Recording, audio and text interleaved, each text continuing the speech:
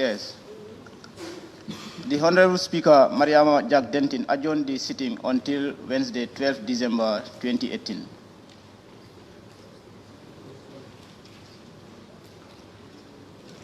It should be Thursday, 30th. Yeah. Thank you very much. Any more on page 4?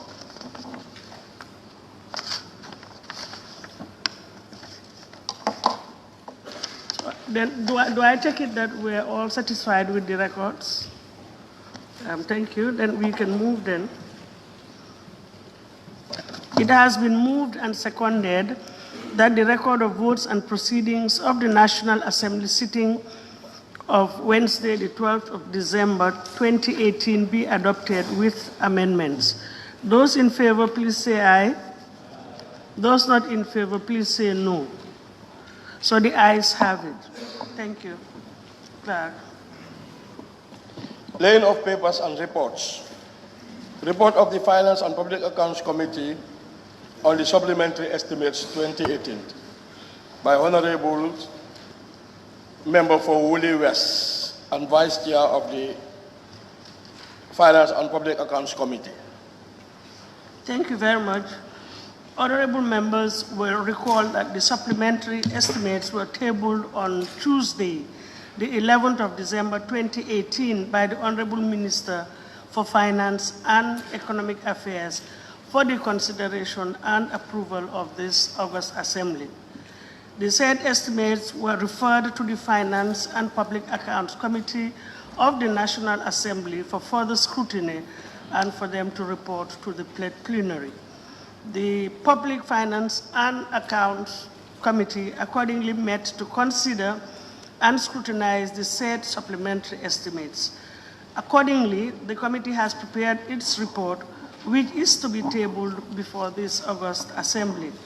May I therefore invite the Honorable Vice Chair of the Finance and Public Accounts Committee, Honorable C.D. Ajata, to table the report of the committee on the supplementary estimates, after which I will open the floor for debate on the report on the said estimates. Thank you very much. Sorry, Honorable Vice Chair. Thank you. Thank you, Honorable Speaker. Report of the Finance and Public Accounts Committee on the Supplementary Appropriation Bill. Honorable Speaker, I rise to table before this August Assembly the report of the Finance and Public Accounts Committee on the review of the Supplementary Appropriation Estimates instead of bill.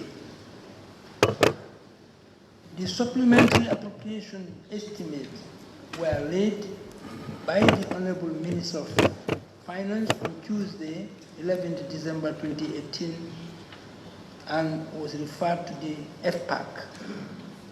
This report is in pursuance of the mandate given to the committee to review the aforesaid estimates instead of bill. The committee closely reviewed the supplementary appropriation estimates 2018, which were to a tune of $1,128,337,519.77 buttons.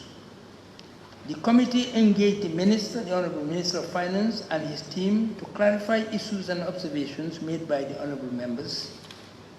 During the engagement, the committee was informed by the Honorable Minister that the supplementary appropriation estimates 2018 were to cater for the shortcomings in the approved 2018 budget up to 31st December 2018. Furthermore, the Honorable Minister clarified to the committee that expenditures disbursed by the ministry were done through virements within the approved budget.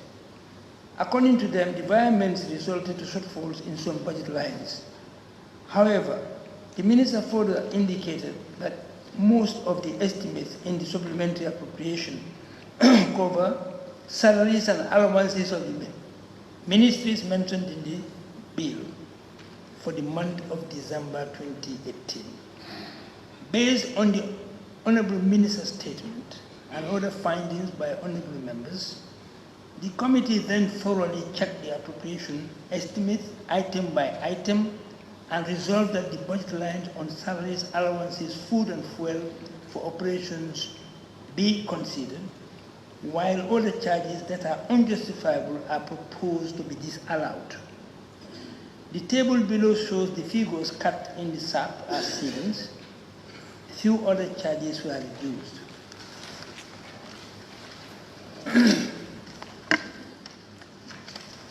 Is the table below. For the President's office,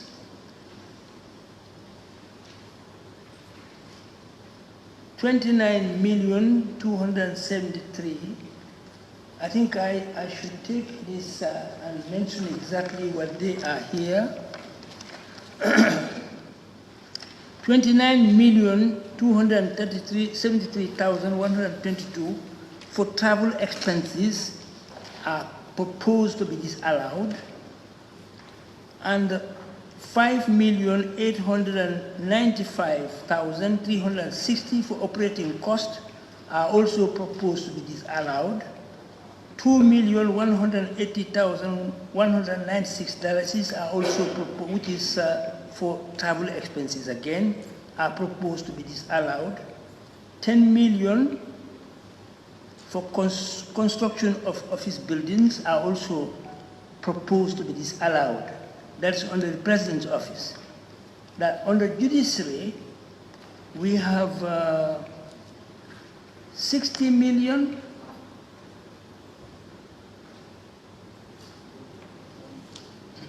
Well, 60 million. Huh? No, that's National Assembly. No, let's go to the National Assembly first. National Assembly, you have 60,000.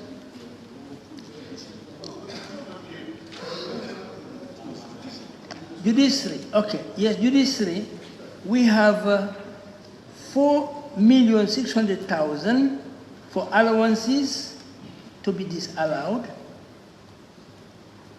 and 6,933,000 for furniture and fittings also proposed to be disallowed, and then 7,555,600 for office equipment, generator, also proposed to be disallowed. Then we go to the Ministry of Interior. We have 2 million, Ministry of Interior, 2,520,000, that is for uniforms and protective clothing to be disallowed.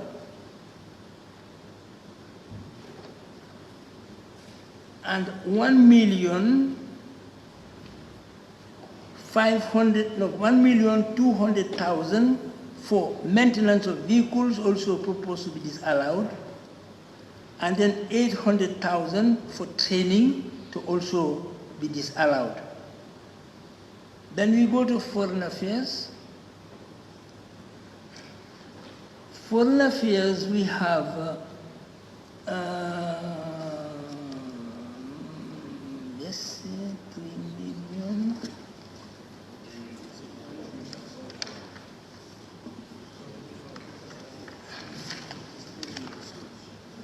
Huh? Yes.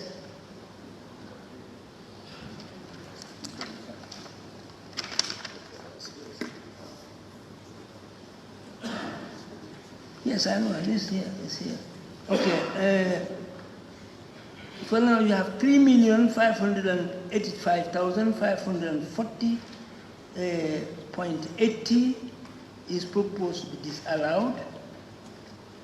And then Senegal or Gambia Secretariat, this is supposed to be an arrears, 22,471,930 has been cut down, and we are making a savings there of $17,471,930.90 butus. Yes. The Minister of Finance, I'm just trying to give you the details on this paper here. Yes, Minister of Finance, Okay, we have 4,488,519.73 bututs for contribution to international organizations. We made a reduction of 3 million, 2 million, yes. No, it's 3,500,000. The original sum is 4,488,519. It's been cut down, and we are disallowing 3,500,000.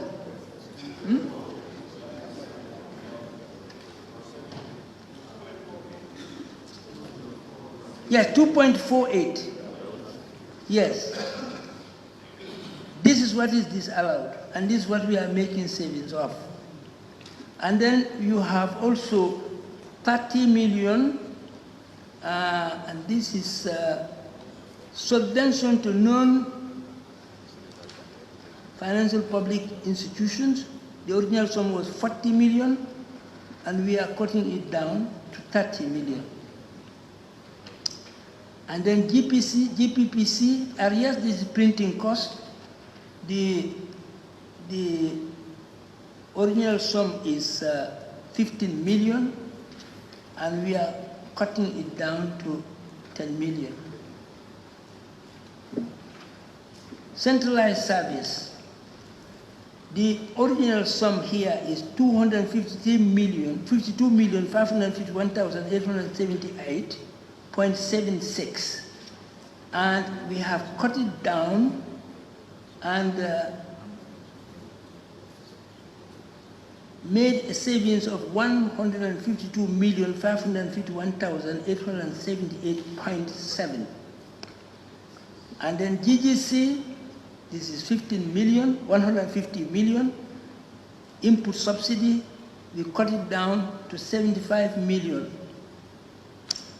Ministry of Agriculture, and then seals, this is about 2,636,894, and we cut it down to 2 million. And then Ministry of Trade, we have 4,203,280 for contribution to international organizations, reduced to 3 million. Reduced to 1 million rather, and then 3 million saved. Ministry of Basic and Secondary Education, subvention to non-financial public institutions, 60 million. We reduced it to 20 million, and we are making a savings of 40 million there. And then training is 10 million, all are disallowed, 10 million. And then counterpart contribution is 3,240,222.00. Same also 15 million.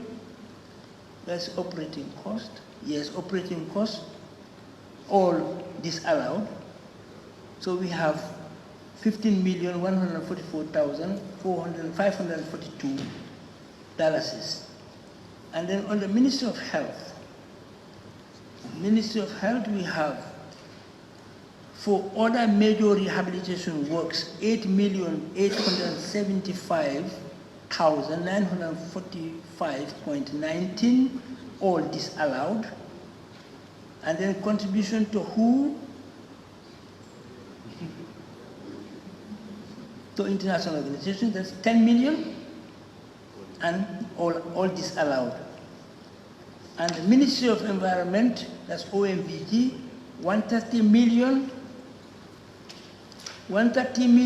all disallowed. And then for operations, 27 million,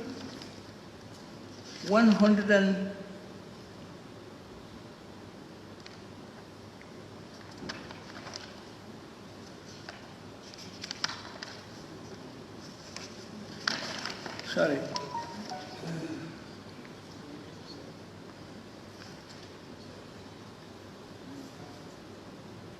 $1,182,067.25. Operating cost, all this allowed. Ministry of Fisheries, and then they have 9,730,302 for operating cost, reduced by 5, and we are left with 5 million. And the total reductions now stand to 619,997,924.63 butus. And then what is now in the estimates proposed to be allowed are $595.14. This is what is left of the $1.1 billion is proposed in the estimates. Madam Speaker, I beg to move.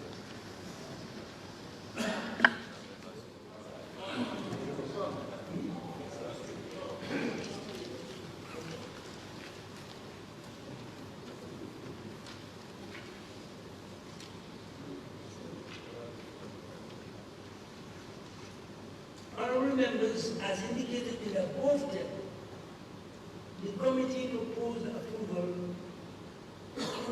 of the sum of $508,339,595, representing 45% compared to the original sum of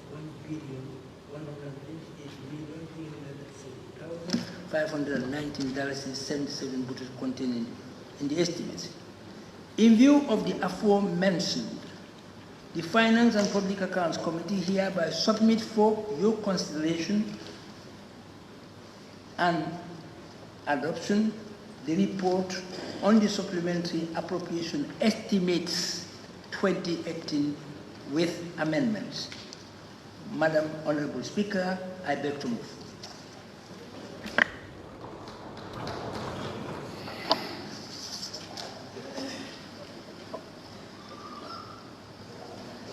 Thank you very much. Any seconder, honorable members? Yes, honorable member for Sandu. Thank you, Madam Speaker. I'll write to second the motion. But, Honorable Speaker, going through these estimates and also considering the time factor, and also it's also clear in the Constitution that is Section 53 says, or 153, subsection 1, subject to Section 154, if in respect of any financial year, it is found that the amount appropriate under the Appropriation Act is insufficient, or that a need has arisen for a purpose for which no amount has been appropriated by that Act, a supplementary estimate showing the sums required shall be laid before the National Assembly before the expenditure has been incurred. And if you look at this, Madam Speaker, if at all this sum has been spent, so it shows that there has not shown any regard to the National Assembly, because it's the National Assembly that should give you the green light to go ahead and spend. Now, the committee also went through the bill, and also they found that there are amounts that were not necessary to, which means the bill that has been submitted to the Assembly, there are a lot of discrepancies in the bill.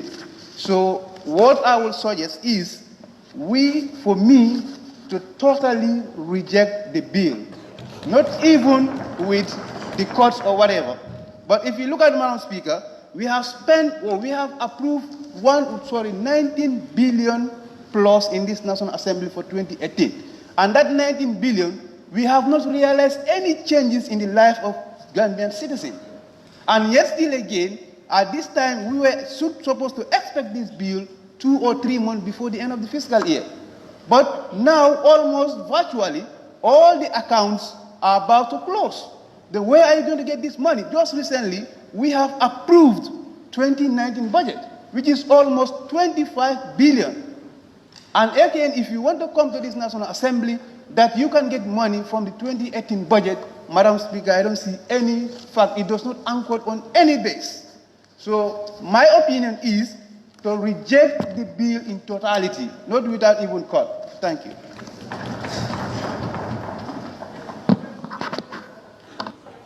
Thank you, North.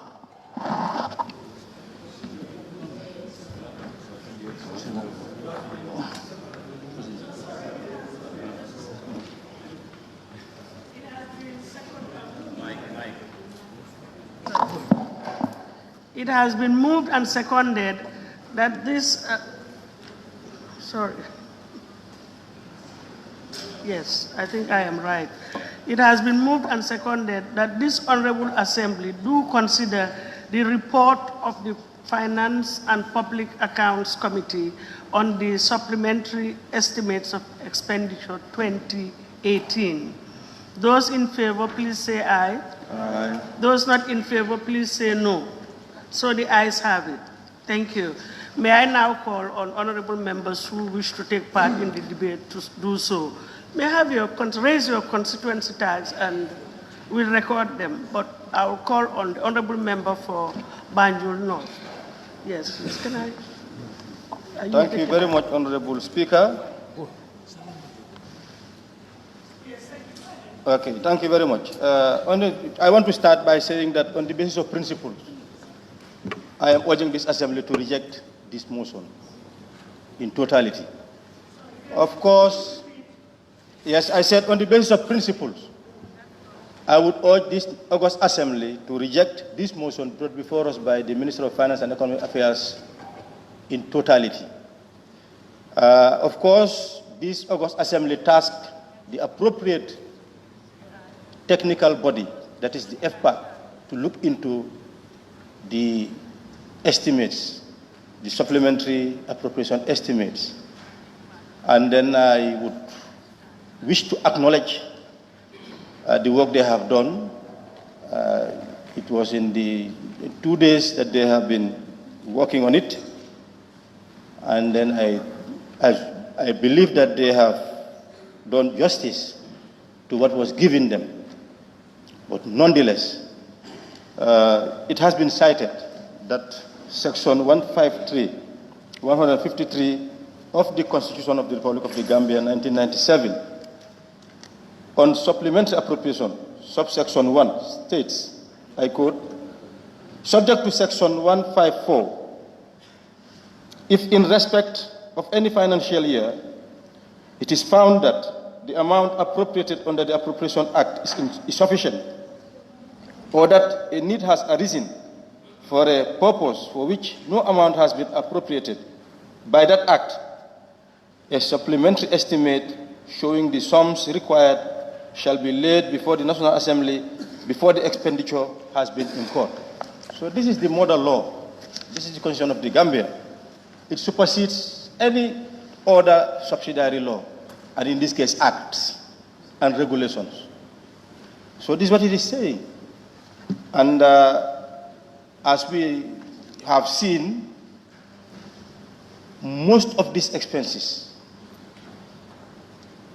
have been already incurred.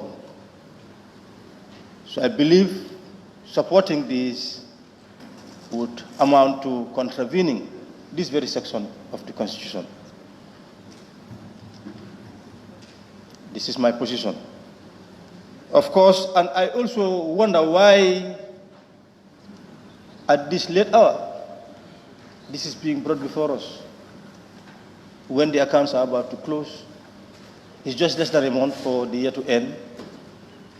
And then it is also attached to certain expenses like salaries, even of the National Assembly.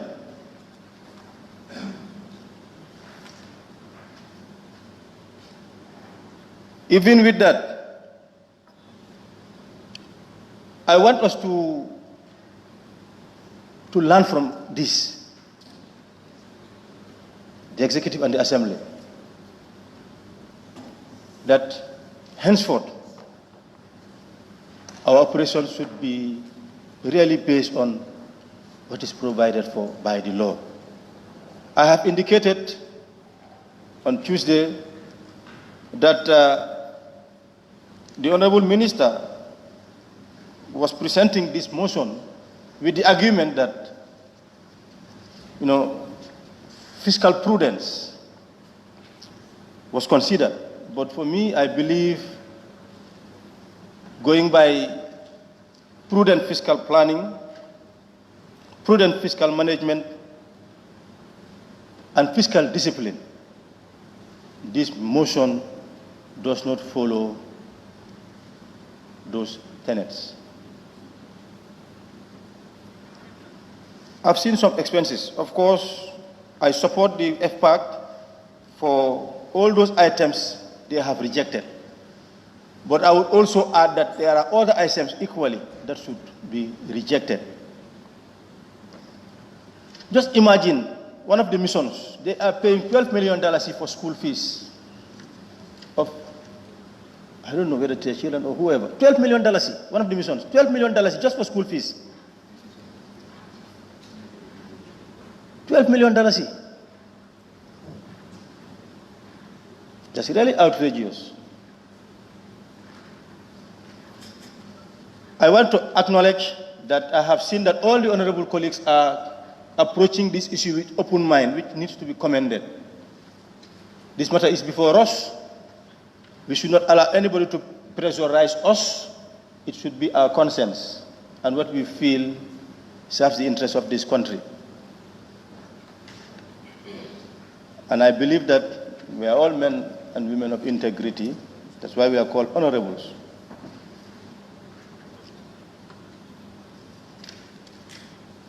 There's nothing personal in this. I even stated it last time. I really acknowledge the minister for his diligence. I've seen him, he's very hardworking. But what is brought before us, definitely, for me, my conscience does not permit me to support this motion. Whatever the consequences for us, even for going our salaries, lessons have to be learned, and those responsible should really be sanctioned if need be. I don't need to say much. I just want to say that I, for my part, I am rejecting the motion. Thank you very much. Yes, thank you very much. Honorable Member for Nyamina East. Thank you. Thank you very much, Honorable Speaker. First, let me say big thanks to the committee that was given the mandate to go over the bill and see what actually could be done. And now here it is, they have reported to us. Of course, they have did a lot.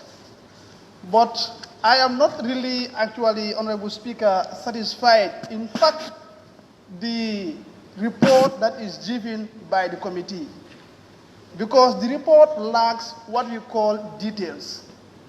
You will observe, Honorable Speaker, when the chairperson of the committee was even reporting, the vice chair, when he was even reporting, he actually find it very difficult to make that comparison.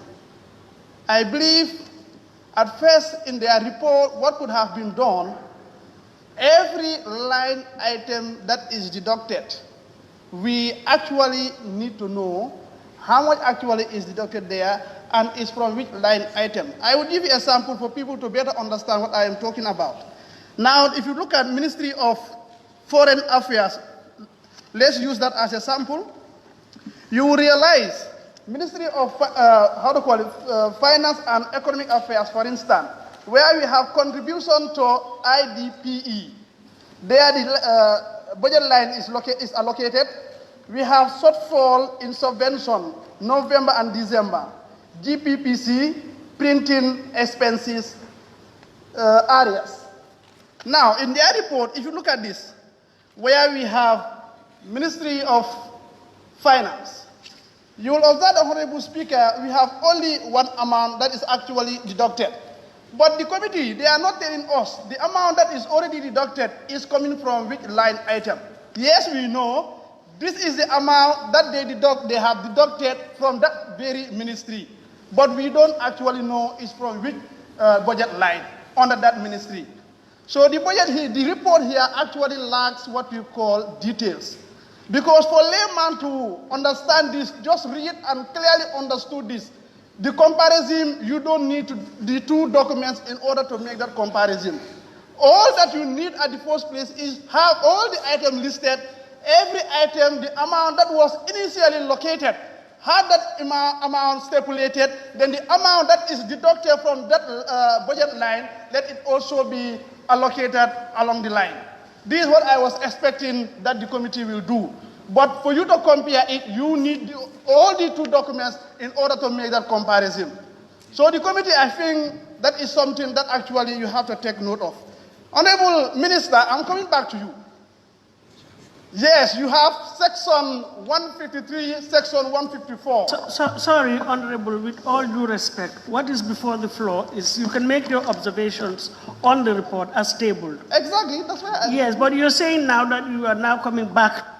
Yes, in terms of this, he is the one who brought this here. No. Hello. Point of observation. I can address the minister through you. I have no problem with that. I have no problem with that. Honorable Speaker,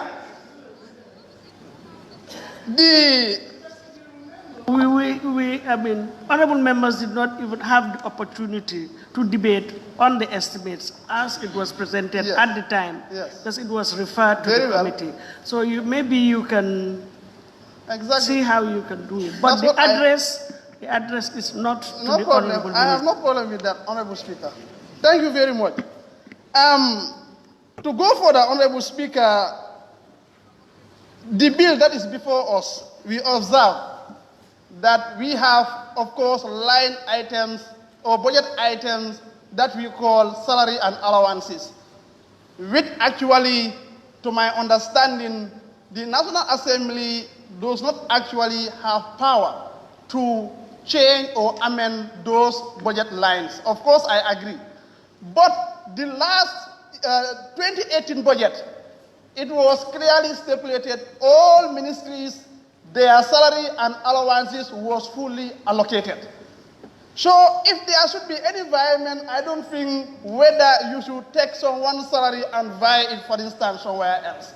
To the extent of you have to bring a supplementary budget in order to pay that individual salary or allowances.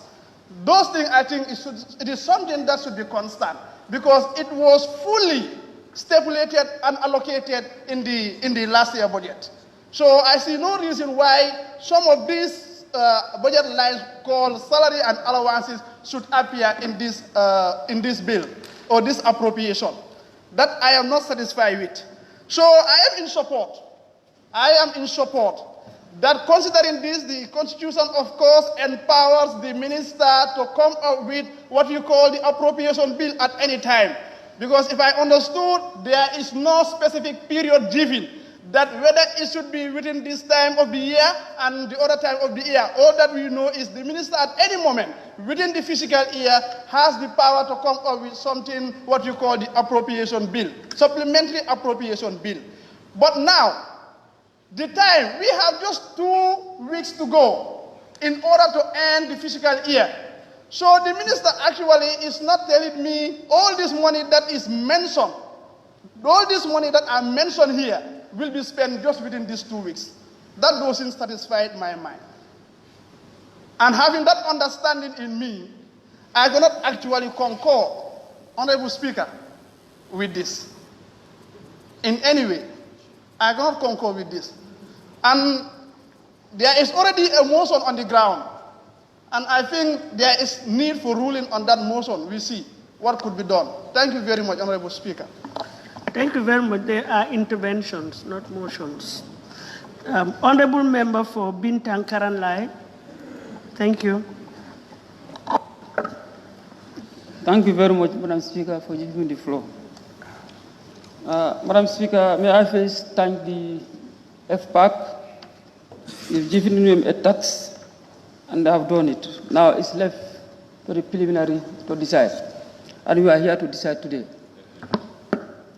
I think the FPAC report, I think for me, they should have justified some of this spending they have brought to us. For example, you said the President's office should spend, in the appropriation bill is 60 million, and they registered 29 million. What justifications should they give to us so that we can know that this 29 is justifiable for the minister to spend? That is not spelled out here. Because if you say 60 million and now you register 29, for what? We don't know. So I think in that line, maybe, I think this next time they have to justify that. But, okay, going back to the appropriation bill itself, according to the minister's speech here, he has made some justification on why this bill was brought to us here. Some of these justifications first were the demand for teachers and nurses, shortage of medicine at the hospital, and rise in fuel price. He said that resulted on the unplanned expenditure. To me, this is not realistic for the government to spend on this, because the government knows that actually there is salaries and there is approved budget for 2019, 2018. Why do they go and spend this on this thing he said? And he first went and said that his personal emoluments. Thirdly, he said establishment of new agencies. What? And secondly, he said establishment of agencies, that's Truth and Reconciliation Commission, the Commission of Inquiry. Madam Speaker, these inquiries, everybody knows that since the inception of the new government, that the coalition government, they are talking of these inquiries. They know that it is coming, and they know that they will form it. Why is it not in the 28 budget or 2019 budget? We are 2 weeks to go to 2019, and the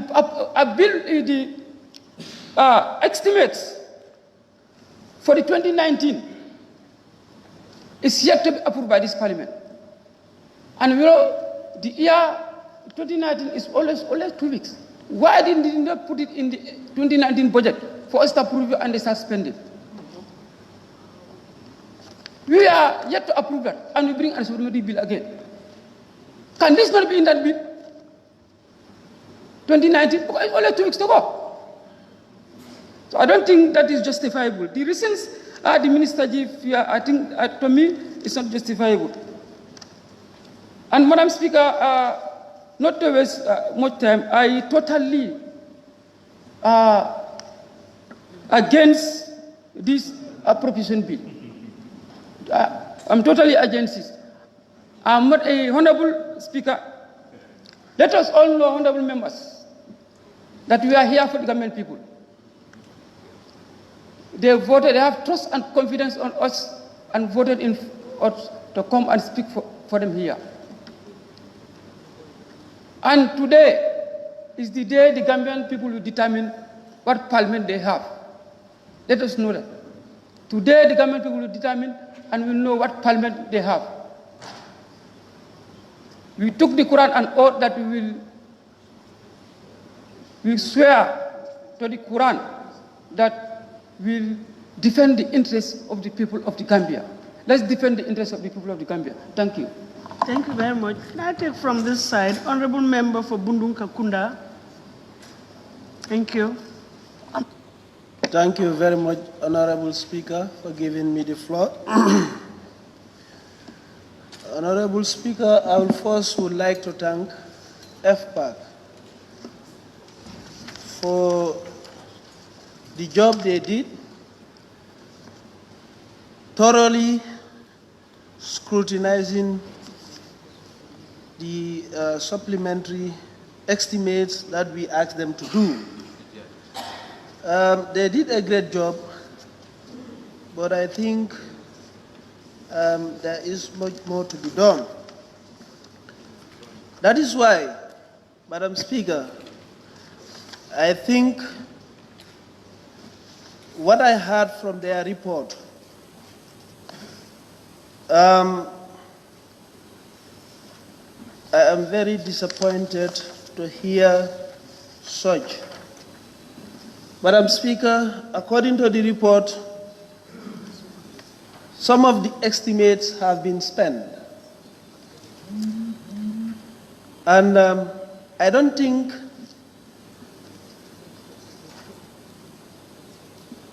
any amount of the national or public money should be spent without the approval of this August House, which any appropriation bill should come here for us to consider it. Madam Speaker, I don't think we should set precedent. This has happened, and I don't think we should allow it to happen anymore. We are trying to change the Gambia. We all said a new Gambia. A new Gambia, we mean a better Gambia. We don't mean Gambia where we come from or worst. Therefore, Madam Speaker, for me, I was expecting this appropriation bill to come much more earlier before now. And to make matters worse, it come after the 2019 estimate. I find it difficult to understand.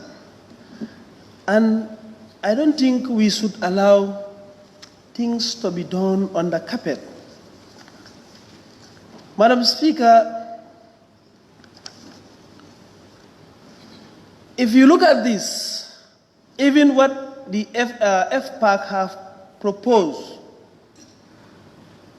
to approve, Madam Speaker, if we do this, this will increase domestic borrowing. And in the budget, we have seen it. Domestic borrowing have increased a lot. And that domestic borrowing, whenever it increases,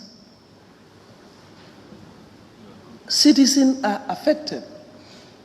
Interest rates go higher. And when that happens, it is very difficult for Gambians to borrow money from the banks, for their businesses, for whatever they want to do, Madam Speaker. Madam Speaker, since that is the case, and if you may allow me, if we go to the Constitution of the Gambia, Section 109C, page 61, which reads, examine the account, that is additional functions of the National Assembly. Examine the account and expenditure of the government and other public bodies funded by the public money and reports of the Auditor General. Madam Speaker, I think I'm proposing the FPAC to go further and invite the authorities to find out more and explain to us why this has happened. And at this time of the year, when it is only 3 weeks to go, why should this thing come now? They cannot tell us that they did not know this. And since at the beginning of the year, we have seen what we have approved was not followed to the letter. And we knew that this problem is coming. And we expect them to come back to us and tell us the realities on the ground. But it seems they were doing things under the carpet. This is public fund. It should not be. It should be brought here. Whatever the case, whatever it is there. I'm even skeptical why, in fact, this thing is being brought after the 2019 estimates are laid. Madam Speaker, my conscience will not allow me, if I am counted on honorable members who approve this SAP. Therefore, Madam Speaker, I reject the whole SAP in its totality. Thank you, Madam Speaker. Thank you very much. Honorable Member for Upper Nyomi. Thank you very much, Madam Speaker, for giving me the floor. My intervention will be very short and precise. Madam Speaker, if you could remember, and honorable members, when he came in here in 2017, the former Minister of Finance brought a bill here for us to reduce the 2017 budget, and which we did. And there was no complaint at the end. In 2017 rather, we approved the 2018 estimate budget. And also, well, I was not anticipating any complaint of this nature. Why now are we receiving this supplementary appropriation estimate? For me, Madam Speaker, as far as I am concerned, we are representing people, and our people are not happy with this. My people are not happy. Gambians are not happy. And as far as we are representing Gambians, and we are speaking on their behalf, we are also not happy. On that, I'm giving my total rejection to this supplementary appropriation estimate in totality. On that note, Madam Speaker, I thank you very much for giving me the floor. Thank you. Thank you very much. Honorable Member for Jara East. Thank you, Madam Speaker, for giving me the floor. Madam Speaker, it must be noted that this August Assembly is guided by two fundamental instruments. That is the Constitution and the Standing Order. And as a result,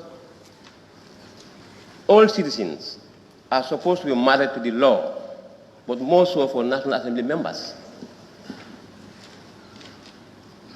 I think our marriage is supposed to be a marriage of convenience with regards to the law.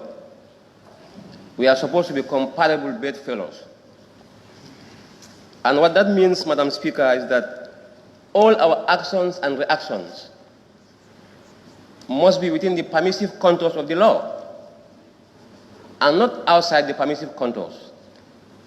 Because history has long arms and justice has long arms. So we cannot escape the long arms of justice as well as the long arms of history. For we must be recorded, either on the positive side or the opposite. So the choice is ours. This Gambia of ours, the ball is in our court, either to make it or break it. But I believe fervently, as honorable members, you will choose the former as opposed to the latter. That is, we are going to make it, and make it for the betterment of us all, and even generations yet to come. Madam Speaker, every activity of human beings is subjected to two fundamental elements. That is approach and timing. Yes, the approach might be okay, but the timing has a problem. We are at the tail end of the year. So the timing, I can say, is ill-timed, and that's my detached opinion. Madam Speaker, yesterday night, I read these estimates, time without number, but I was unable to digest it. I tried several times, but to no avail, simply because the supreme law of the land is not speaking the same language with what we have before us. It does not require much intelligence when one reads Section 153. You'll understand that whether it's in order for us to, give our blessing. Yet still, the choice is ours. History is still around with its indelible pen or ink, and there is no way we can escape the long arms of history. So I think it will be okay for us to be recorded in a more positive light in terms of history. Madam Speaker, without much ado,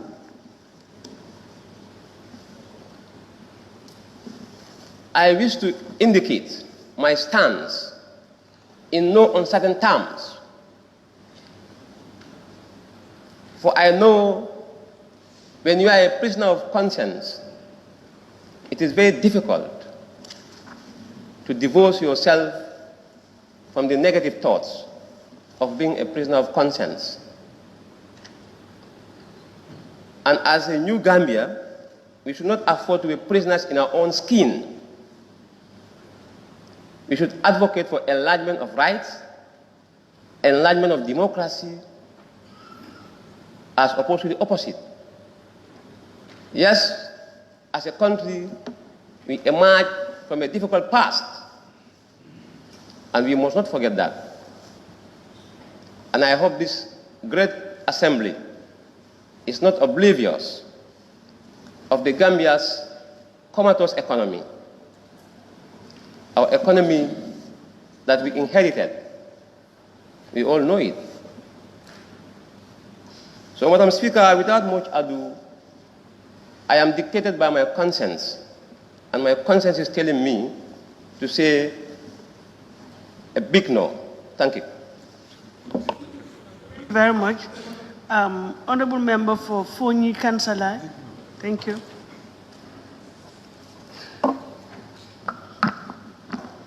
Thank you very much, Honorable Speaker. Let me begin by recognizing the efforts made in trying to review the supplementary appropriation estimates that was brought to us on Tuesday by the Honorable Minister. And the relevant committee, which is FPAC, really did a diligent job, because whatever they do, they were doing it in the interest of us, the entire parliamentarians. They've submitted what they were able to do. It's now for us to review it and take it further. And like I said earlier on, I think they did justice to the document, because it was given to them on Tuesday. They went over it. We were expecting the submission yesterday, which couldn't happen, because they still need to do additional scrutiny on the document, until finally here it is before us. Madam Speaker, I make reference to the Ministry of Defense, where you have basic salaries and allowances. Because if this have to come from a supplementary estimate, I begin to wonder, is it really, or is the 2019, I'm coming, is the 2019 estimates of revenue and expenditure, which is advocating for 50% salary increment across the board, where we are now having a challenge in meeting up the basic salaries and allowances of 2018, is it actually an estimate of revenue and expenditure that one can be confident enough to say it can cater for all what is budgeted? I vividly remember here when the 2018 budget was presented before us. The then finance minister, I challenged him with regards to opening of new embassies. And like the honorable member for Banjul North rightly mentioned, school fees, 12 million Gambian dollars on school fees. And again, another worrying factor is the time that these supplementary estimates have been presented to us. Are the government accounts not closed? Are they still operational? Just 2 weeks to the end of the fiscal year? I believe those who spoke before me have definitely given justice to what is before us.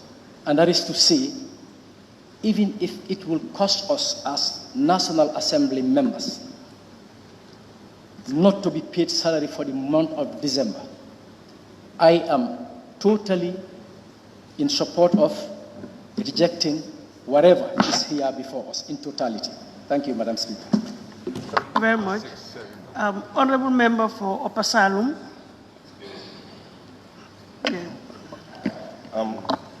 Thank you very much, Honorable Speaker. And thank you very much, Vice Chair, for the report that you presented to this plenary, of which I'm a member of the committee. Honorable Speaker, I think it's essential that we use our conscience in dealing with issues like this, because this is an issue of national interest. Honorable Speaker, if you look at the Constitution, or you look at the Public Finance Act of 2014, when it talks about the budget, it talks about estimate. And in plain, simple English, when you talk about an estimate, which means basically you are not sure of the figure you'll be dealing with, either in revenue or in expenditure. You are not really too sure. And that's why it's called an estimate. When you estimate, when you put an estimate in terms of revenue, or you put an estimate in terms of expenditure, which means you are just actually thinking, maybe I'll get this and I'm going to spend it this way. It's just an estimate. Now, what could happen is two things. You will either get it right on your revenue, which means you are 100%, or you can underestimate, or you can actually overestimate in any revenue line, be it government, private, or individual.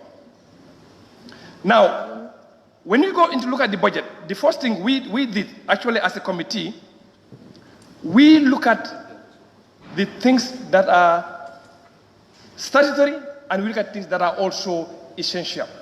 That's how we look at when we met as a committee. Statutory means like personal emoluments, like salaries that we pay to the people that are working for the government of the Gambia. And we came out with this report based on our own opinion, based on the consultations that we have with the minister, based on the consultation we have among ourselves, and based on the consultation we have with other external parties. I could call it stakeholders. That's exactly what we did. To ensure that we'll come back to report to you in our honest opinion, using our own conscience. That's exactly what we did. Honorable Speaker, I think it's also essential to differentiate two things. This National Assembly, since inception 2017, we have never created an act of parliament to create a contingency fund. A contingency fund basically is an amount of money that is put aside that can be used for emergencies of the government. But 2017 and 2018, unless I'm unaware, but we have never created a contingency fund that can be used, the section 154 is talking about. We have not created a contingency fund. Essentially, all expenditure of government must be brought to the National Assembly. We have the final say in approving or in disapproving. We have the final say, no matter what.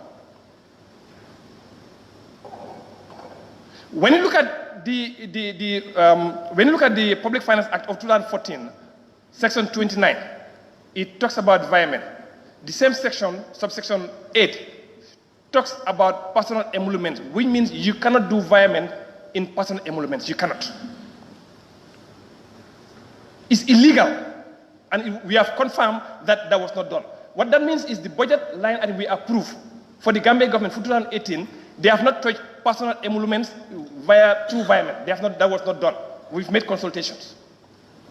The only thing why we have a shortfall in those budget line items, the only way is because of we under budgeted for those items. That's the only way. Because environment was not allowed to move funds from personal emoluments to any other budget line item. That was illegal, and we have confirmed that was not done. So what that means tells us actually is those line items under the Ministry of Foreign Affairs, under the embassies about allowances and other areas, what that means is the kind of money we approve here at the National Assembly for 2018 wasn't enough. The ministry under budgeted for. When there is under budget, what actually do you do? And government needs to spend. What do you do? And that gives rise to supplementary appropriation bill. That's what we are discussing here. Honorable Speaker, I think it's an obligation for the government. Whenever you employ, you agree you have terms and conditions. This is what I'm going to pay you in terms of salary. This I'm going to pay you in terms of allowances. This is what I'm going to pay you in terms of other additional expenditure on your family, especially those that are outside this country. There are contracts that the government actually has. So, and that's the reason why I'm saying we need to use our conscience and critically look at those particular issues. For me personally, and I think it's a general concern, the timing of this bill is a general concern. We are also agreed that also the amount of the money the minister is requesting for is also, it looks like it's generally accepted that the amount was huge. So those two areas, in terms of timing, in terms of amount, is unquestionable. But I want us to take our time to closely look at the contents, specifically allowances and salaries that belong to the people that are employed by Gambia government. Honorable Speaker, in as much as I can forgo my salary for this month or even next month, but let's look at the other African Gambians, whether they were able to do the same thing. And I would also urge, and I would also ask my honorable colleagues for us to take a look critically again, to look at those salaries and allowances that actually are owed to the people, to the civil servant of this country. Let's critically look at those areas. Honorable Speaker, also, if I look at the Minister of the Interior, for example, the minister is also telling us that in terms of police operations, and you all have said here, and I think one of my members actually did comment about some of the operations that have been done by the police, which I can testify because I've seen. They're going around at night and even during the day in my area, just to ensure that these drug peddlers, these people that are actually snatching posts, etc., you name it, they're going after them day and night. But they're telling us also that the fuel for the police operations isn't enough. Let's also remember that by the time we approve the 2019 budget, we go into 2019, before the warrant is out from the ministry, it may take about another 2 weeks. So if the police operation tells me now that my money is almost finished, for police operations, I do not have fuel. Honorable Speaker, I think it's essential that we also sit and then also analyze that particular area. Honorable Speaker, the police officers we have that are responsible for the internal security of this nation, the food and the food service that we give them, because some of them, when they go on duty, sometimes 10 hours, 12 hours, etc., they are there. It's the responsibility of the government to feed them. But we have also realized through consultations, again, with relevant stakeholders, we have realized that the money that is left in what we appropriated for is not enough to cater for them for the next 2 weeks of the year, as well as perhaps a potential 2 weeks in January. I think it's essential we take a look at those areas as well. Honorable Speaker, I think it's essential we differentiate certain things in here, because it was this same parliament that gave up, or that recommended, in fact, I think we recommended to the president. In fact, some people said that we are asking him to create a commission, the Faraba Banta incident. I was one of those that said the president must have a commission of inquiry. Those commissioners, they got to be paid.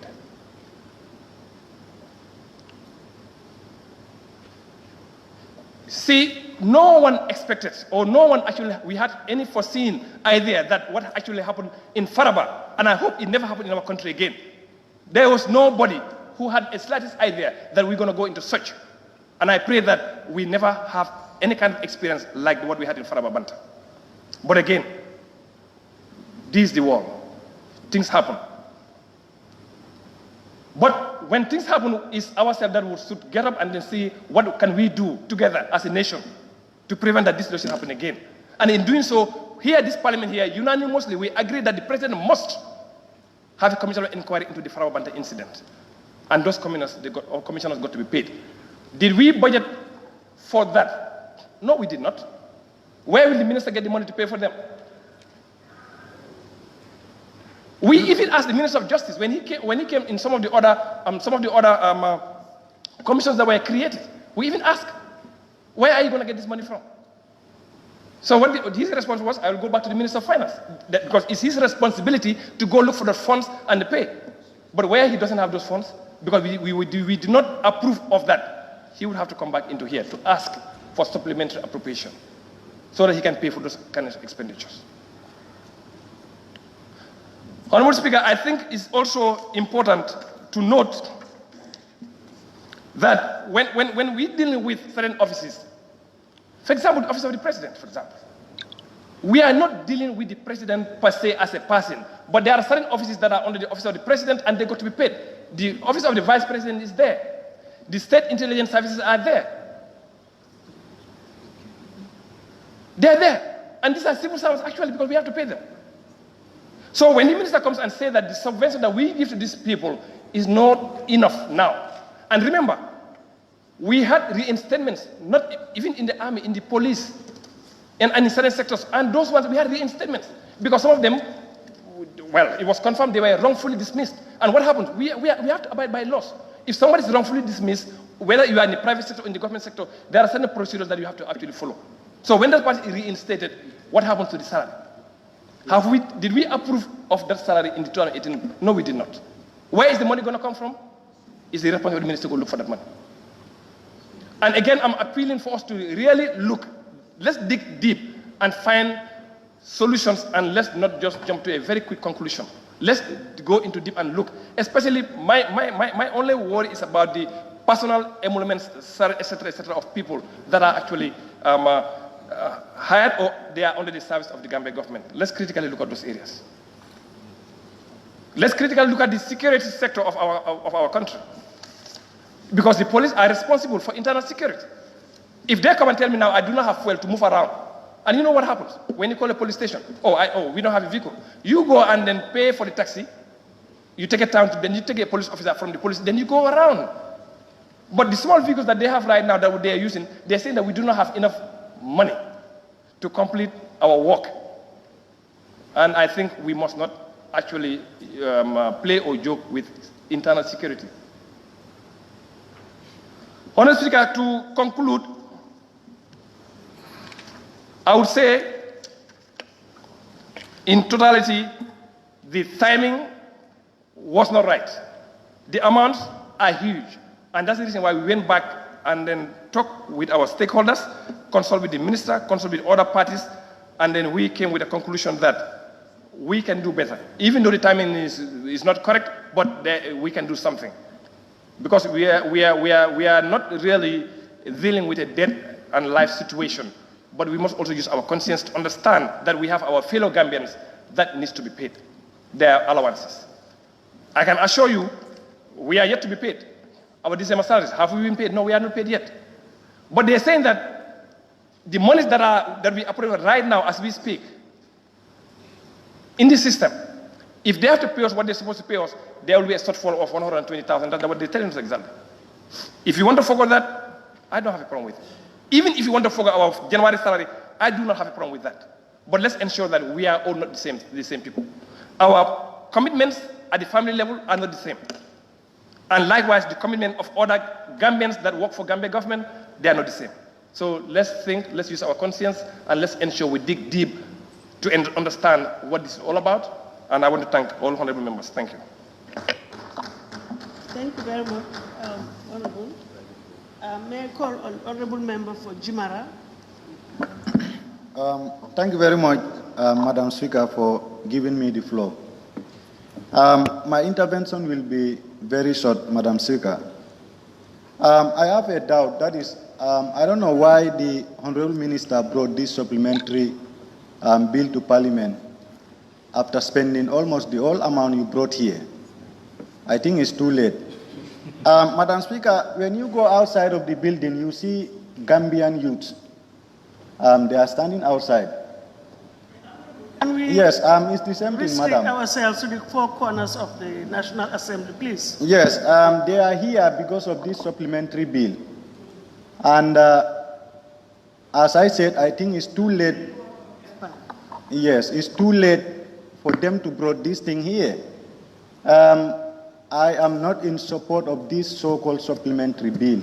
And I'm urging all the honorable members not to support it. We are here, we're representing the Gambian people. We are not here to represent the president or whosoever. So I am not in support of it. Thank you very much. Honorable Member for Janjambure.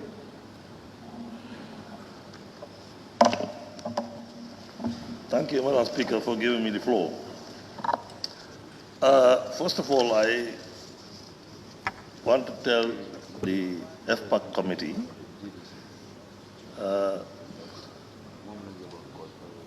our appreciation. This estimate was given to them and they worked on it for only 2 days, I think. And we cannot expect a perfect job like we are saying. Nonetheless, specified this is the amount requested, this is the amount we approved, this is the amount rejected. But now you have to go through different pages to see where these sums are. I just want to concur with Honorable Lumbo.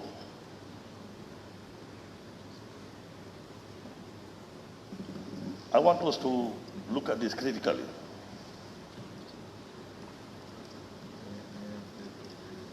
The amount the FPAC is approving is basically for salaries.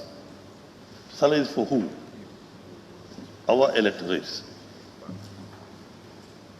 People who voted for us. If they are not paid salary at the end of the month, what is going to happen? It's going to be a total different thing again. I would have, if salaries were not included, only allowances, I would have totally rejected it. But I want to go by what the finance FPAC recommended, that we approve the 45% they have approved. And everybody is talking. And if you want to listen to outsiders, you would never do your job properly. Yes, there are mistakes that had happened, but we are also part of the mistake, because we could have rejected the commission, the Jana Commission. The bill came here, and we approved it. We approved it. The CRC and all those commissions, we approved them here, and we never asked where the payments were going to come from. I can understand for traveling, for other essential expenses that are rejected by the FPAC committee. I totally 100% agree with them on that. But anything that goes for salaries particularly, I agree with them. So, in effect, I agree with the report from the FPAC committee. Thank you. Thank you very much. Honorable Member for Upper Fuladu. Thank you. Thank you, Madam Speaker. Thank you, honorable members, especially the FPAC committee, for your report. I just want to say at this juncture that I am definitely in rejection of these estimates, simply because the law is not followed. Whatever the justifications, as alluded to by my honorable friend from Upper Salem, this can be allowed if at all we are working within the confines of the law. Yes, thank you, Madam Speaker. We are all aware of our duties and functions as National Assembly members, as indicated in the section 112 of the Constitution. But that same Constitution gives us the dictates of how to go about doing things as far as we are concerned as elected people. So estimates are made and approved. And once approved, that is the ceiling to how far you can go. But in that same estimates, as alluded to by my honorable friend from Upper Salem, we have put in that estimate centralized services with $1 billion and $60 million, just in case of emergencies. So therefore, there are funds for emergencies. But what is emergency in this case? $29 million, on a private jet to New York is not an emergency for me. So that money spent there shouldn't be spent. I have looked at all the breakdowns. There is no CRC in here. And we were told when we are approving the CRC and the TRRC that these are going to be funded by our development partners. That we will approve this budget, these commissions, but the government will go out to seek funding from our development partners, the EU, the UN, DPO, whoever it was.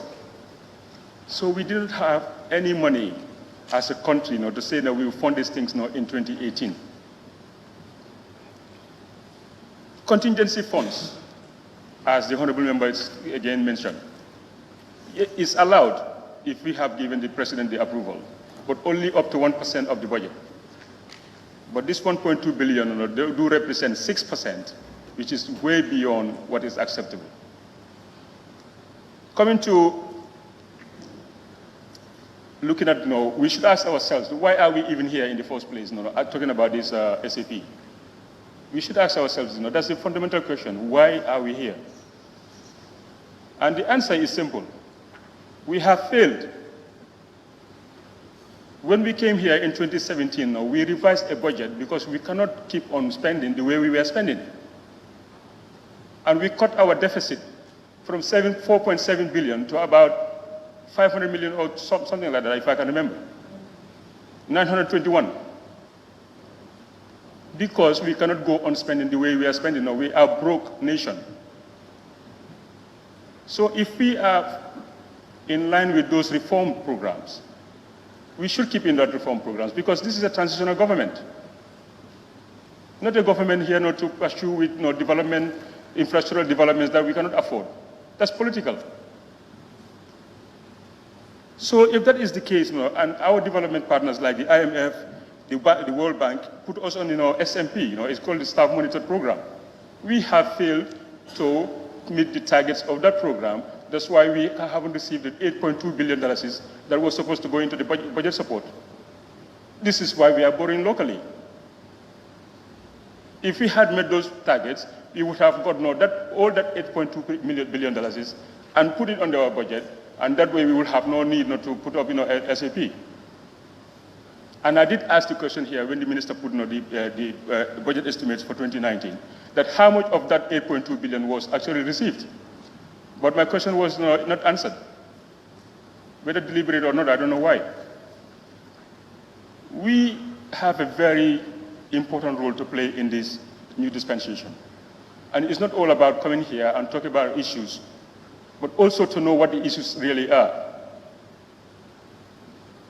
Gambia right now is on an extended credit facility with the banks. And we have to meet certain targets there. Otherwise, this 9.9 billion that we are expecting to receive in 2019 will not come. And we'll be receiving no more SAPs here. So let's take the precedence as mentioned by some of the honorable members. Let's say no to SAPs. They are not actually realistic.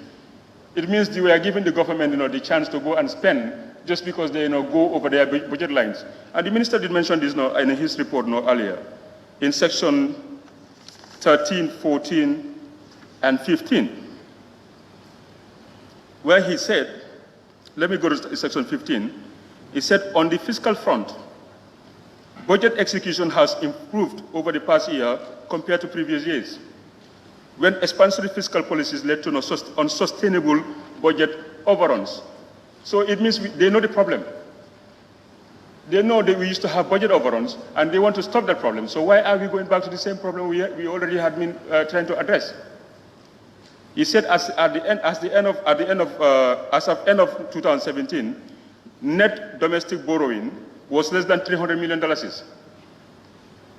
less than the 1% GDP target. So it means the government is very aware of the problems we face, but yet again they're going to spend more money, borrowing more money, like alluded to by the minister, the honorable member from Bunugakunda, depriving the private sector from actually what we need. This highlighted the prudent fiscal measures being implemented in the state to steer the economy. Okay, again, Madam Speaker, just allow me. It went further, in section 16. It says, however, key to the attainment of the NDB, that's the net domestic borrowing target in 2017, was the government's pursuit of a sound macroeconomic stabilization program, which our development partners, notably the World Bank, the African Development Bank, the European Union, and the International Monetary Fund have backed generously with budget support. So here is what I was talking about. These people will not come with budget support if at all we are not meeting the standard, the set targets we have not agreed with them. So this is where the problem is, why we are where we are today. And I'm telling you this, I am not going to support these estimates or the bill whatsoever. If that means we go to a lockdown, so be it. But I don't think that's in fact the case. We will get our salaries this month, end of this month. The salaries are already posted, I can tell you that much. But the problem is, they want to scare us to agree to something that's actually not the case. The government should learn that we are a transitional government, and we will stick by those transitional measures until the end. Thank you very much, Madam Speaker. Thank you very much. Can I call on any honorable member to move a motion that we sit beyond 1 o'clock?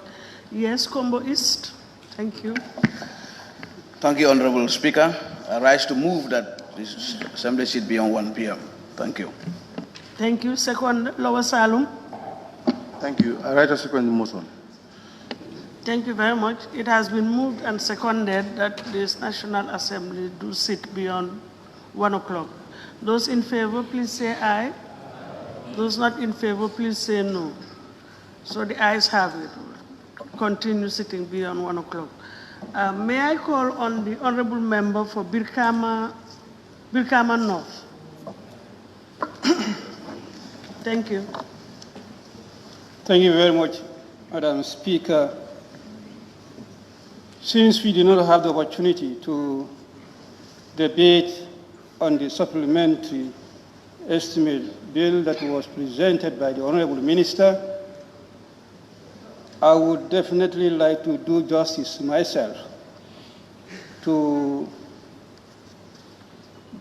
partly deliberate on that and then to the submission of the FPAC committee. In the appropriation 2018 estimate, supplementary estimate, the introductory part, the minister indicated the fiscal deficit is expected to be around 3% of the GDP by the end of December, including the proposed 2018 estimate, provided we receive the anticipated budget support from the EU. That the performance is not by any measure a mean of performance due to some avoidable macro financial challenges in the course of implementation. that the government of the Gambia had to respond to outbreak of the foot and mouth disease, the demands for the teachers and nurses, shortage of medicine at the hospitals, and rising fuel prices, which resulted to expansionary fiscal pressure and warranting accommodation for unplanned expenditure in the course of 2018 fiscal year. Despite these challenges development, the macro-fiscal fundamental remains strong. However, certain key fiscal pressure areas require attention in order to maintain the strength and are highlighted. On personal enrollment, establishment of new agencies, contribution to international organizations, the foreign policy, transfers and subsidies, and that the financing of this supplementary expenditure will be through domestic borrowing. When, as earlier on alluded by Honorable Member for Bunuga Kunda, that our domestic borrowing is in the increase. Madam Speaker, having looked at this and the members decided to refer this estimate, supplementary estimate, to the FPAC committee, and the FPAC committee also submitted, and in the submission, in its submission, they indicated that, furthermore, the Honorable Minister clarified to the committee that expenditure disbursed by this ministry were done through environments within the approved budget. According to them, the environment resulted to shortfalls in some budget line. However, the minister further indicated that most of the estimates in the supplementary appropriation estimate cover salaries and allowances of ministries mentioned in the estimate for the month of December. Madam Speaker, Honorable Member for Upper Salon tried to put concern on the areas of salaries and allowances, as well as security. If you look at the reasons advanced by the minister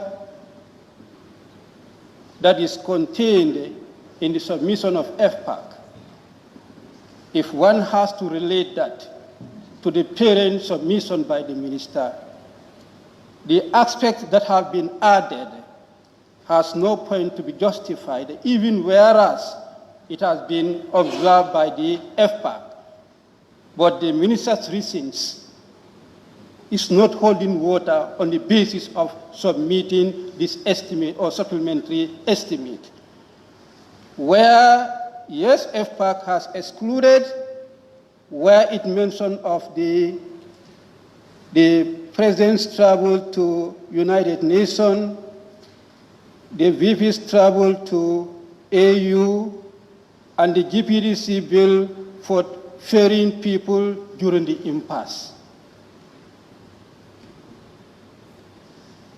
The minister comprehensively is trying to base his argument on the basis of allowances and salaries, but these are things that are already spent. If one has to say that you need this just for December. The Honorable Member for Upper Salon did say he has a problem with the timing. It is the timing that actually unjustified the submission of this supplementary bid at this juncture. I consider the submission to be a litmus test to this National Assembly in relation to the particular timing that the Honorable Member for Upper Salem is concerned about. Yes, we approve commissions. Commissions were submitted by the relevant ministries who have the clear understanding that when the commissions are set, the commissioners are obliged to be paid. One would have expected at that juncture that any responsible ministry would have the foresight that if we need to have this at this time, we must have the financial means to finance it. At that very moment or later, we will have expected supplementary estimate to be laid before the National Assembly for consideration. That did not happen almost 6 months ago. If that did not happen until now, one has to use that as reason for trying to advance that we need to consider this. I think the purpose will be defeated. We have barely 2 weeks to go. If salaries and allowances are what, or security operations are what we are worried and concerned about, it will have been better the ministry tried to include that in the 2019 estimate. An estimate is an estimate, but the ministry can project and conclude that this estimate can take me up to the end of the year or otherwise. And if that is the case, then they would have considered the need to timely request for a supplementary. But to come up to 2 weeks before the end of the year, I'm not seeing it as financially very responsible. And what we need to instill in our system is a great deal of financial responsibleness, a great deal of financial discipline. That is highly needed. This current regime, we consider it to be a transitional government, and transition on the basis more to do on reformations. As Honorable Member for Fonyi Bintan did indicate, then therefore that government will be very mindful on all reform agenda. And its budget should be very attractive to all the reform agenda. We would have expected 2018 to have that kind of reform friendliness to our budget. But if we should come up to this tail end, we want to bring that it is defeating the purpose that we stand for in order to bring this change. If the change comes, this is what we intend to do to have our reforms. Madam Speaker, I must commend the FPAC and the ministry. Yes, the ministry was trying to manage up to barely 2 weeks to go. I will still encourage them to keep managing with the 2 weeks. The ministry is in position to manage the 2 weeks and let the sleeping dog to lie. We have no problem adopting any supplementary bill. Our problem is the timing. It would have been very good. You bring this 3 months ago, 5 months ago, so that we try to avoid any unfortunate situation. But if we want to wait until 2 weeks and we want to accept that, that is going to set precedents. As I said, I think this bill is trying to test the National Assembly, but we are on the firm footing. I must thank you. Thank you very much.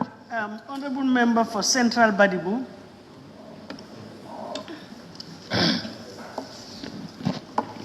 Thank you, Madam Speaker, for giving me the floor.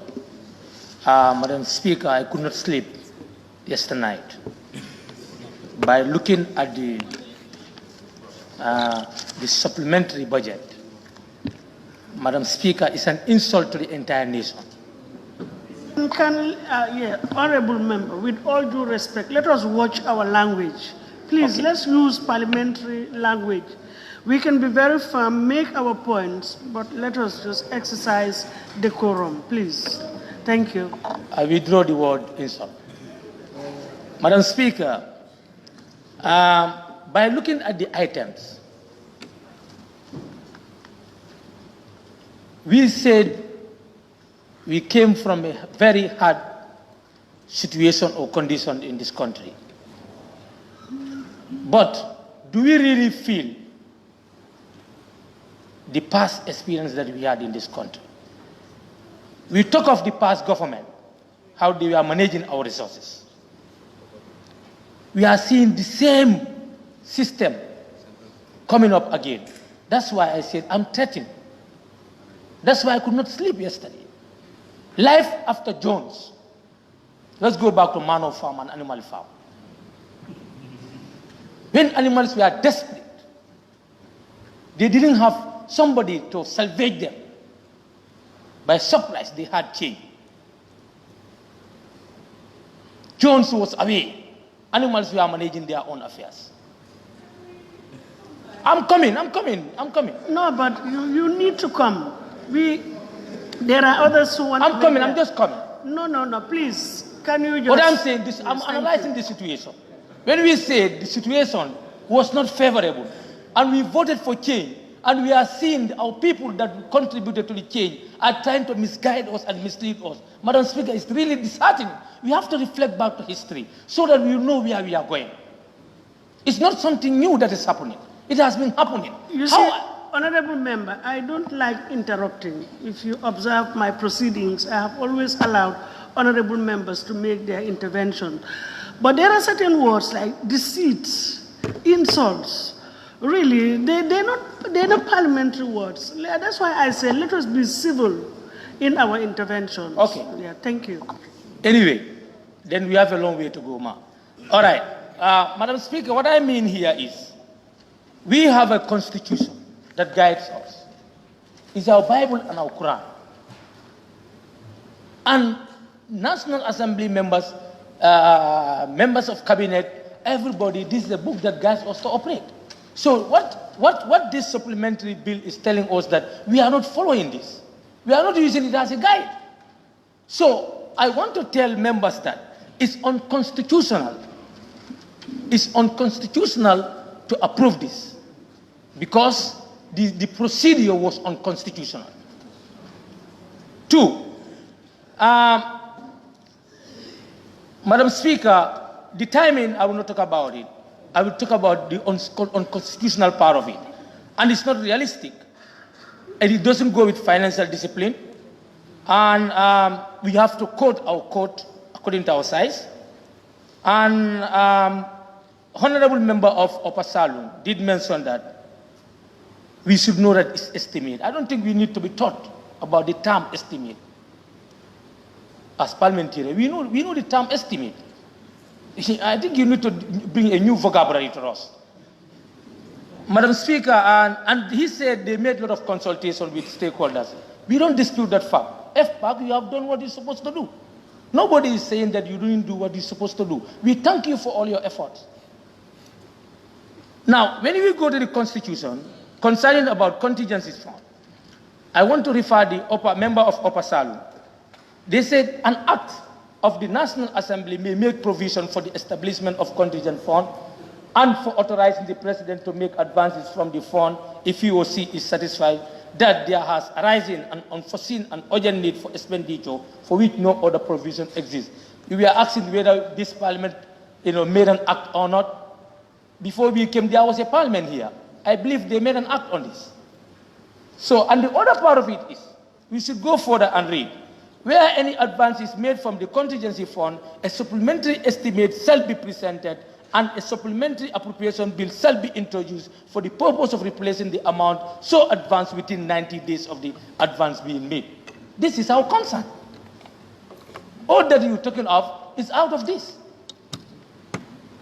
It's out of this. Now, the other issue you talk about is Faraba Bandra issue.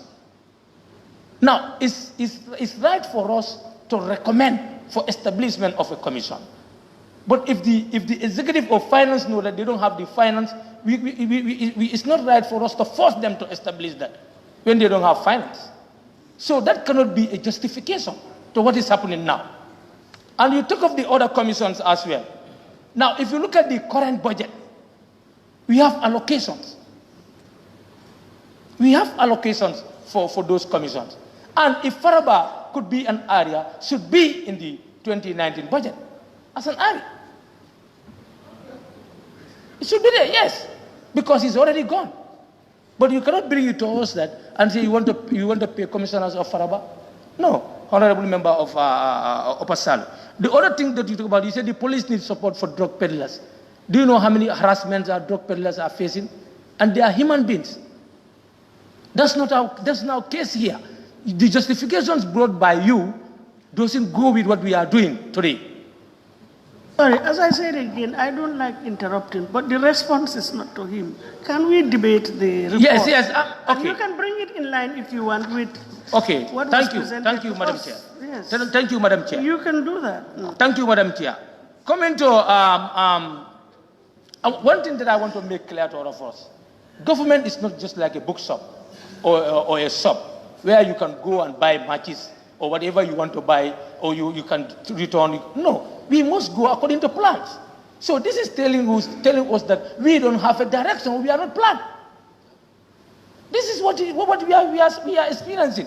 We need to be planned, we need to be guided by people of conscience, we need to be guided by technocrats. We expect our finance to be people with sound economic background. This is what we expected them. So if FBAC can manage this thing within 2 days, what of a Ministry of Finance? And coming to the report itself, Madam Speaker, pilgrims, Gambia pilgrims, subvention to the subvention institution, Gambian Pilgrims Affairs, GIA. The money spent there, we want to know. We want to know. Pilgrims, we paid for our mothers and our fathers to go to Mecca. So what money did they spend on them? Madam Speaker, coming to GTSC bill during impasse. 2016 impasse. You are bringing us that we should try to pay that one. 2016 impasse, 2016 to 2017. That's why Gambian people say they don't need this. Because this document is not limited to the National Assembly alone. It's going viral. So to save our own self and to save the entire nation, we say no to it. Thank you, Madam Speaker. I rest my case. Yes, thank you very much, Honorable Member.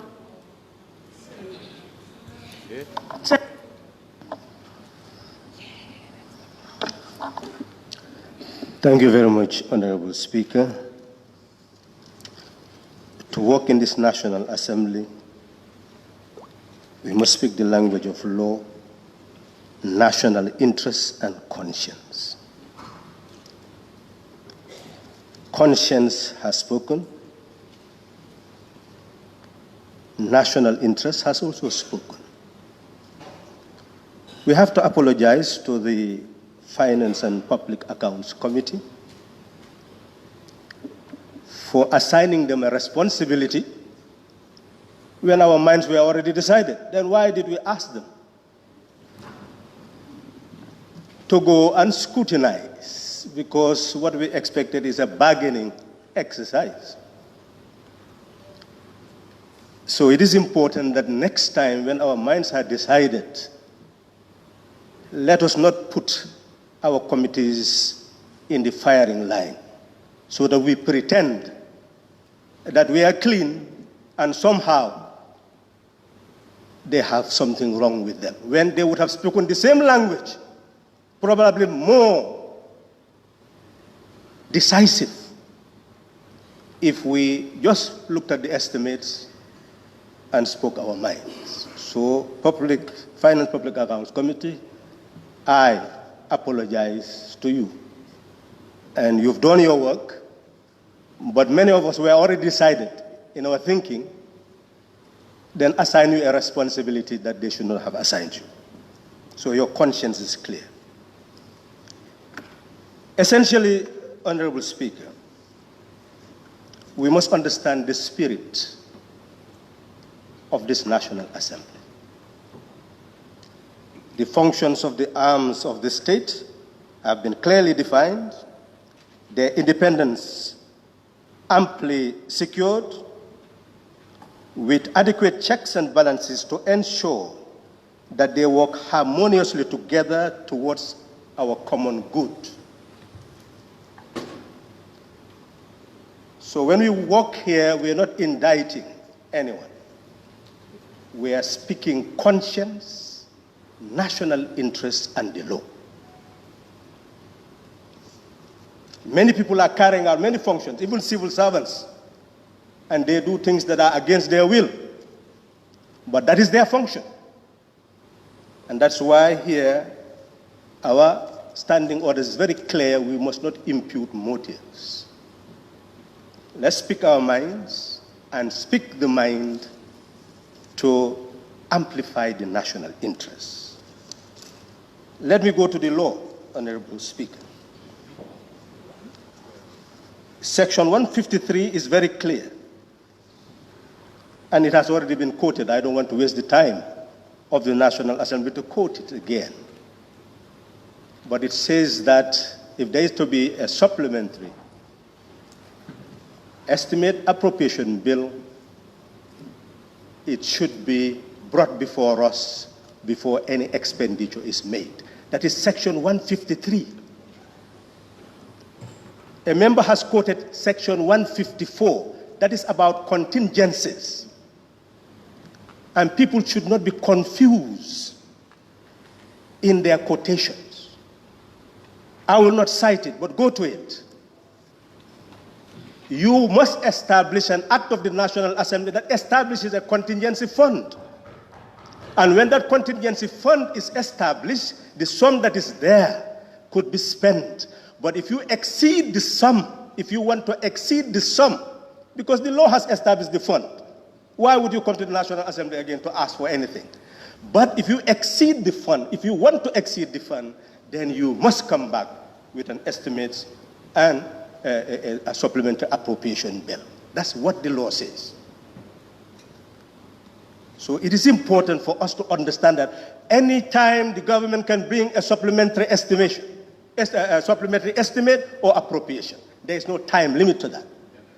If by virtue of the contingency fund is exhausted, then it is the time limit is given for you to bring another estimate and appropriation to get it. And time limit is established for that. And I hope everybody is clear on this issue. And anybody who disagrees with this should give the proper citation to try to show that that is not correct. Honorable Speaker, then we go precisely to what the minister has said. The minister has said that he is bringing this supplementary appropriation estimates and bill on the basis of Section 30 of the Public Finance Act. Honorable Speaker, Section 30 of the Public Finance Act is very clear. It says, where substantial changes in the economic and social conditions require larger expenditures than the original and revised budgets allow, the minister shall submit a supplementary budget to the National Assembly detailing the additional expenditures and sources of their finances. By virtue of that, the minister indicates to us that on the revenue side, they are going to go into domestic borrowing. That is going to be the source of the financing.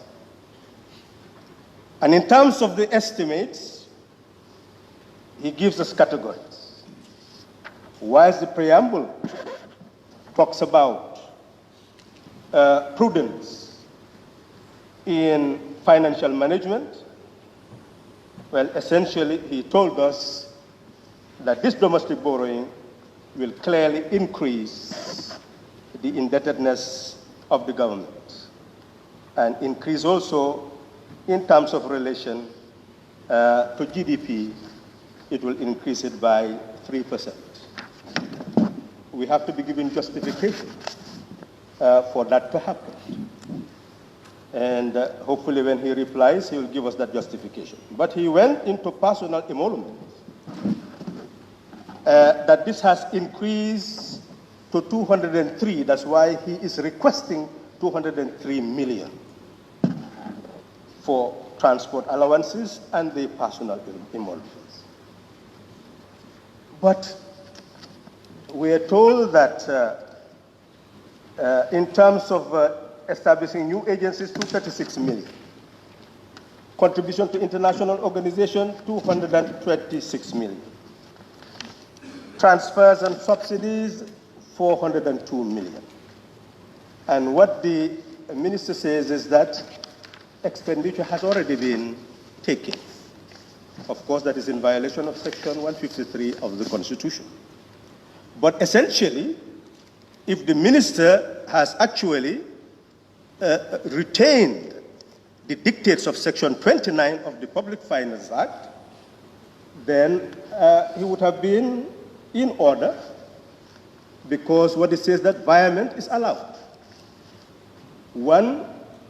From one expenditure items to another in a budgetary agency. You can buy up to 75%. From one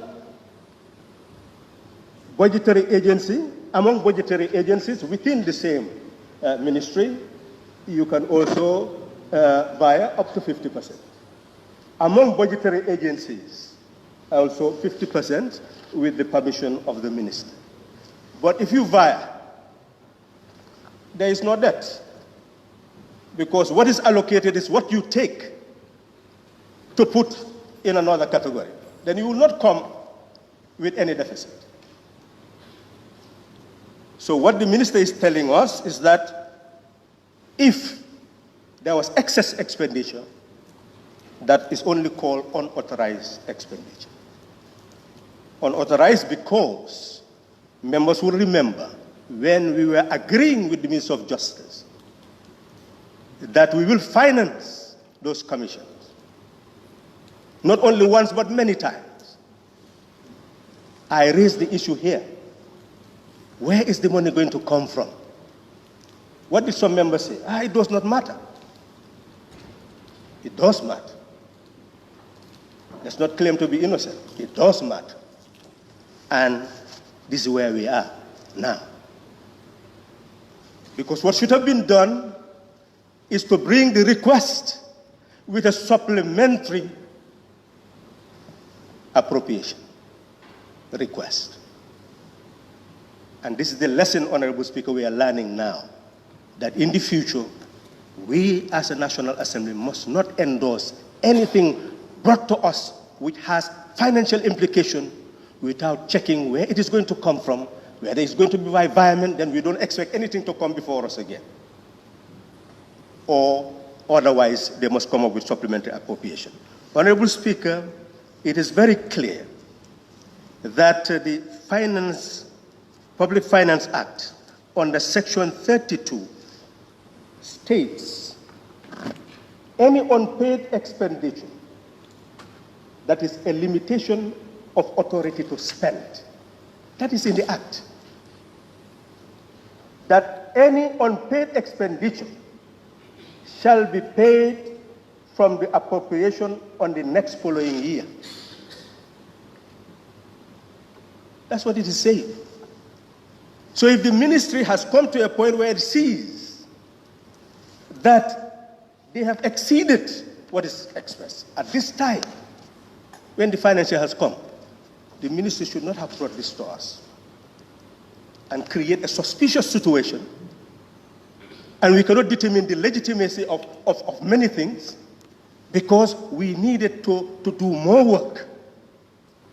If you talk about the former GGC, NAWEC, maybe the National Assembly could have assigned the Public Enterprise Committee to call them because former GGC has access to external funding. Why now to government subsidy? So essentially, we would have called them, discussed with them, because what members have said is also conscience. It is not only making a decision on the basis of law, but do we paralyze the operation of institutions which would have generated maybe revenue that will add more to government? We need justification. It's not just 1 + 1 is equal to 2. Because 1 orange and 1 banana does not equal to 2. So essentially, we must look at all the elements. And here it is very clear that, Honorable Speaker, as you say, I cannot just continue. I think I have made the substantial points.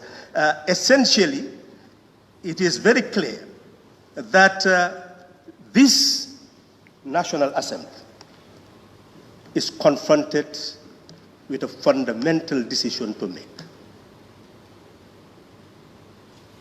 We cannot continue to encourage financial indiscipline. We must establish a standard. We should tell the minister that we are not unreasonable. If anything is brought here which serve the national interests that conscience could support, we will support it in the interest of the nation. But when something is brought to us that is clearly in contravention with the Constitution, that is something that is very difficult for me to argue and convince anybody to support. So essentially, Honorable Speaker, I must say that I congratulate our Finance and Public Accounts Committee for doing their work. And I must say, members, my conscience will not be clear. And nobody is pressurizing me. I am simply doing this on the basis of conscience. Nobody on earth, whether outside or inside or social media, can push me to do anything in this National Assembly but what the dictates of conscience, law, and national interest calls me to do. And in that sense, I will ask the minister that since the law says in the next process they should come up with a supplementary appropriation again, and we review it at that time, have all the time to look at it and see that we do not disadvantage those who lawfully should get their entitlements. Thank you very much. Thank you very much. Thank you. Honorable nominated member, Samusa.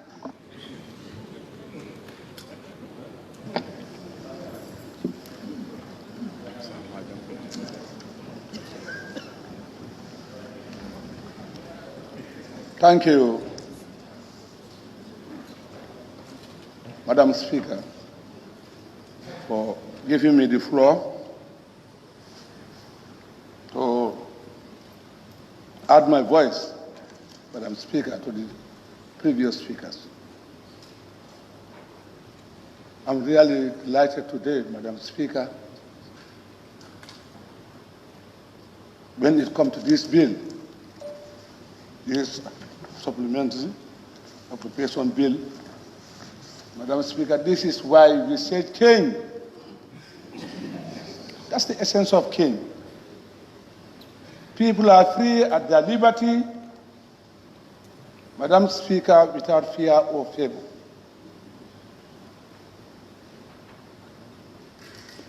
Section 90, that's why these are the reasons that's why we remove it from the Constitution, so that the members here will not have any fear of whatever they are saying. Their hands are not tied up. It's a compliment to the king.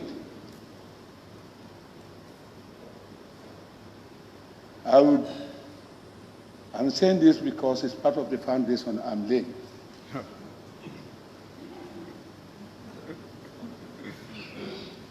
The whole country, or I would say the whole nation,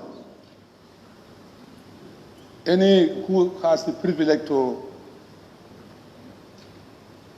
go through this, the satellite line, you will see what is happening here today, Madam Speaker. And it's demonstrating, we are demonstrating to the whole world that Gambia is going in accordance with the democracy. Madam Speaker, this morning I saw a group of people around the arch. I saw the paramilitary hanging around here. Yes. I'm coming, Madam Speaker. I'm laying the foundation. No, I know Madam you are coming, but Honorable, you Yeah. were here when I interrupted the Honorable member I'm not using any foul language. What I'm saying, it's I'm not just foul. talking. If you don't listen to me, you will not know. Don't preempt me also. Earlier on, I actually cautioned the Honorable member for Central Badibu for us to restrict our deliberations to the proceedings within the assembly. I'm not saying you're using foul language, but I'm just saying that let us restrict our deliberations within the chambers. What is happening here? Yes, thank you. Madam Speaker, what I have seen, it all gears to democratization. People are at their liberty, Madam Speaker. This has not been happening. So this transition is different. It has never been attempted as of the First, Second, and Third Republic in the National Assembly. I have never, what I have observed today, this is why I say it's part of the foundation, that has ever happened in this country. So I will definitely say bravo to the Coalition 2016, Madam Speaker. Madam Speaker, going further, I will thank the FPAC, Madam Speaker, for the good job that they have done.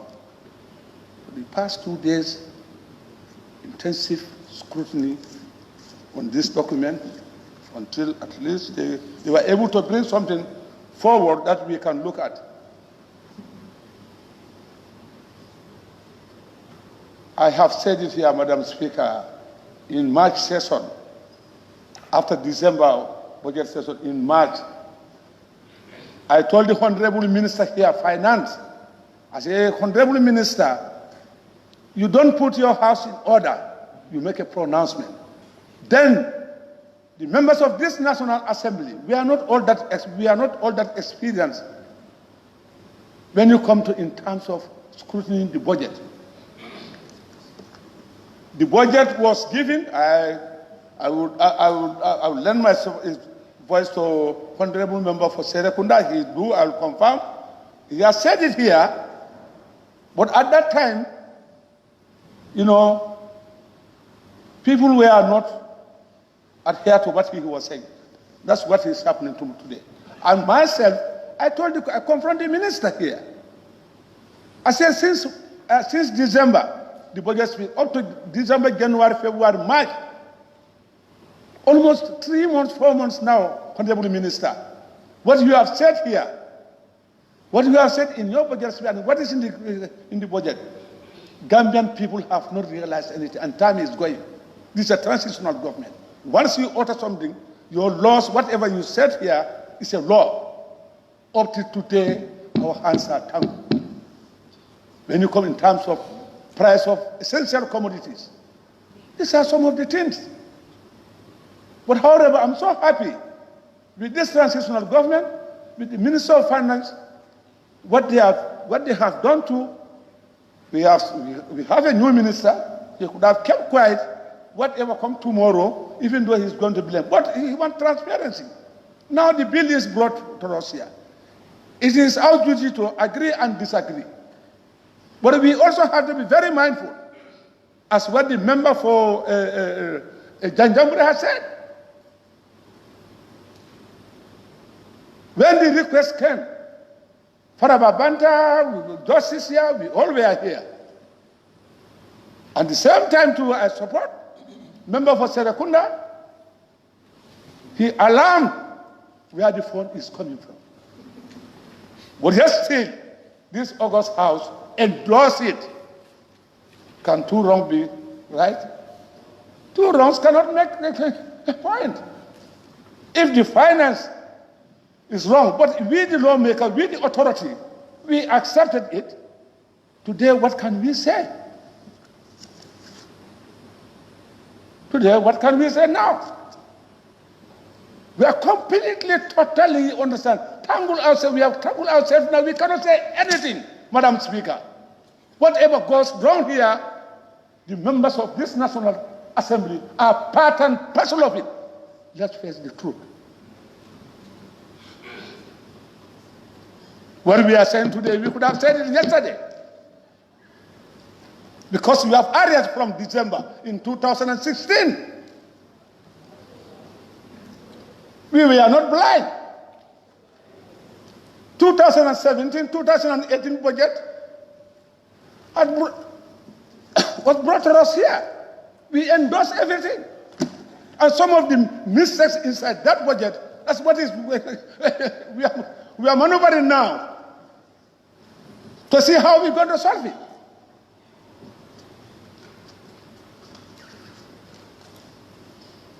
It is our fault.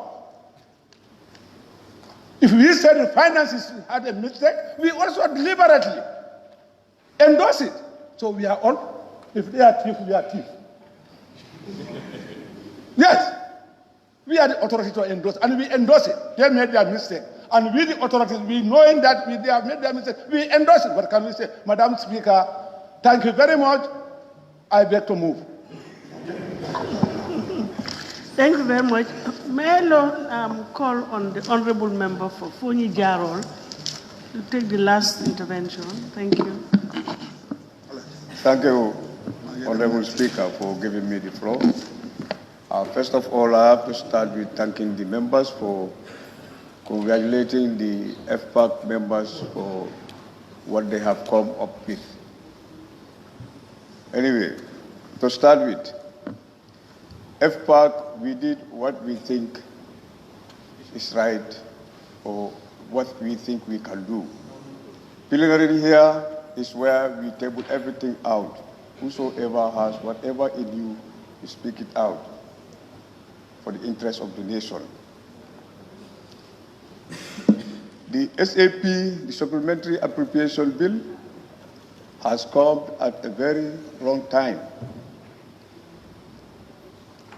I mean, it has never happened here. Speakers who have said, for years gone, it has never happened here for SSP to come at a very finishing point of the annual year.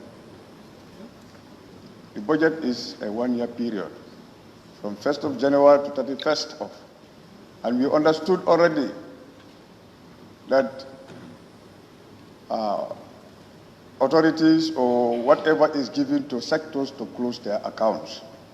So my worry is, if we give a green light to this supplementary appropriation bill, now where are you going to get these funds from when your accounts are closed? That's my doubt. And I know, as I said, it has never happened. And as we are all saying here, that maybe that's what some of you think, bad practice or practices should not happen. Now, if what has never happened is about to happen, now what are you going to say about that now? I mean, let's call a spade a spade. That is why I'm with my other colleagues who are saying no to the approval of this SAP. It is not in line to whatever, from wherever sources you are getting your laws that bar the ASP, as the Supplementary Appropriation Bill. We all know no one can stop it. We don't have that power, but it has to be stopped when it is overdue or when it comes to a time when the law is saying no. We are not above the law. We are all below under the law. So the law is saying from this time to this time. You cannot go beyond. So, Honorable Minister, I am very sorry. Your bill or your estimates has come at a very wrong time. And because of that, I cannot say I am in line with approving. I am totally against, okay, the approval or the approving of this ASP, the Supplementary Appropriation Bill. Thank you, Honorable Speaker. Thank you. Thank you very much. Any more interventions? I have exhausted my list, so I would like to call on the Vice Chair in case you want to respond to some issues raised before I call the Honorable Minister. Thank you. I don't know what you want me to say. There is only one thing to which I would react, and that's the issue raised by the member for Nyamina East. You see, I could have done my presentation using only this. It's not that we didn't know where we cut, and it is precisely because that is not clear in this, I decided to use this. But I could have done the presentation only using this, and it would have been much simpler for me. But this was the report of FPAC, and I have to present it the way it is. And I use this to make it more explicit. But you see, I thank the member for Serakunda very much. Why? You see, when you have a problem and you know the answer, you don't pretend that you don't know the answer. And that's what precisely happened here yesterday. We could have solved this problem yesterday without any problem. You could have. Because everybody knew what everybody is saying now. It's not that you didn't know, but you knew what you were going to do. And yet, knowing the answer, you want somebody else to go and look for the answer for you. That's what you did to us. And that is unfair. You don't laugh. It is unfair and it is unparliamentary. Absolutely unparliamentary. We could have dealt with the problem yesterday in minutes. You all knew that. But you pretended that you didn't know what to do. That's what makes it unparliamentary. And the member for Serakunda said, Section 112, we must always bear that in mind. Here when we speak, here when we do anything, we should always bear that in mind. 112, our conscience and the national interest.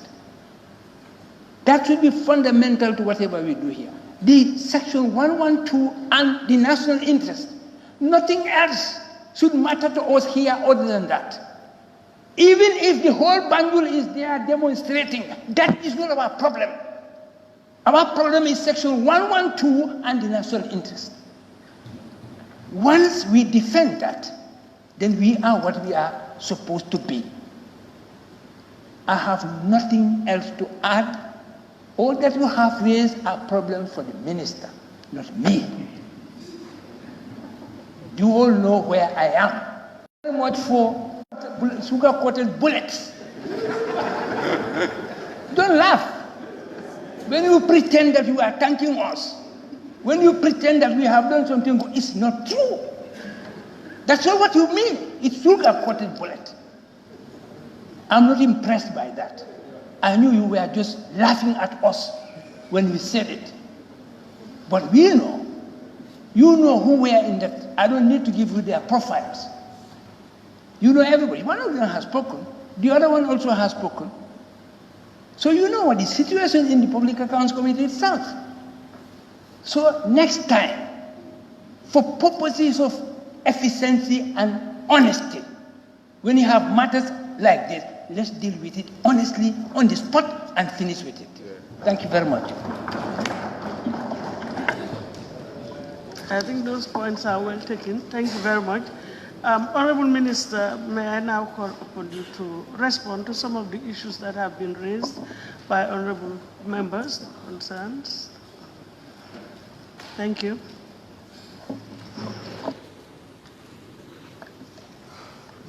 I thank you very much, Honorable Speaker. First of all, let me be very, very, very clear. Whatever happens, I am the finance minister, and I will take 100% responsibility of whatever happens. The blame, if anybody is to be blamed, it's me, because I have taken the decision to come to the National Assembly for transparency, to reveal to you exactly this is the reality on the ground. Whether we solve it today, or whether we solve it tomorrow, or whether we solve it day after tomorrow, it will always come back to haunt us. Yes, the law allows us to roll over. And when I took over, I realized that some of these things have been rolling over and over and over. And in our mindset, I decided that why don't you arrest the situation? Why don't you just come up with the reality? You go to a doctor, and the doctor tells you you have malaria or you have cancer, or I will give you a paracetamol just to reduce the pain. But the disease is there. We have a problem unless and until we solve it. In reality, whether we do it today or next year, we are constrained economically. But what we are trying to put in place is fiscal discipline. I don't need to go back to the law for environment that the Minister of Finance is allowed to do the environment under Section 9 or the 29 of the Public Finance Act. And subsection 6, it says, I'm talking about the timing. Any expenditure discovered at the end of the financial year to constitute excess expenditure shall require approval of the National Assembly and shall be included in the supplementary appropriation. It is also true that under Section 32, it says any unpaid expenditure shall be paid from the appropriation of the next financial year. So we have to make a decision. Do we have to hide it and go up to next year? We hide it again, it goes up to next year. It's like you're cleaning your room and all the dirt, you are putting it under the carpet and walking over the carpet thinking that the carpet is clean. Whether there is dirt, whether you know that there is dirt under the carpet. So today, I am not sure whether there is any need to argue, but let me just share with you some of the things. In the Ministry of Health, the 8.8 that we are talking about, a laboratory co-funded by a donor, and the donor did their part. And it only takes 8.8 million out of our counterpart contribution to be able to make that health facility functional. So you have to make a decision. You are the lawmakers. Whatever you decide, we will take it with respect. But to say that we are not fiscally prudent, I don't think that is a very fair statement. We burn the midnight candle, and what we have come up with, it is a reality. What we are showing you, it's a reality. Instead of going through the law again, I just say that the National Assembly is responsible to ensure that the checks and balances are there. But even if we suspend it and go for the next fiscal year, it will still be there. And any minister coming, not taking the bull by the horn as what I'm doing now, it will always be there. It has to be solved. And also, it should be very clear, we have not spent anything outside the envelope that was approved here. Let me repeat, we have not spent anything outside the envelope. It's through environment we did it. And Honorable Speaker, I will make it known to the Honorable House that you can even launch an investigation into this. We have not spent anything outside the budget. whatever we were doing, it was within the envelope that this honorable House has approved. These are the things that I think, in a nutshell, yes, like contribution to WHO, 10 million. What WHO is bringing into this country is hundreds of millions of dollars. So these are just token sums that they need. Environment, OMVG, we are part of the Gambia River Basin committees. Countries have paid. We have not paid because we had some problems. And now these are the areas that we are supposed to pay. Most of these things that we are talking about, education, for training, some of the payments that we are supposed to pay for the students, these are all in there. They are all in there. The police, their security, their mobility, all of these things are in there. But at the end of the day, if really the National Assembly decides that this bill will be rejected, the finance minister is taking full responsibility. I have a decision to make, either to come out and show you the reality of the day, or to keep quiet and bury it under the carpet and wait for next year. Speaker, I think in a nutshell, that's what I have to say.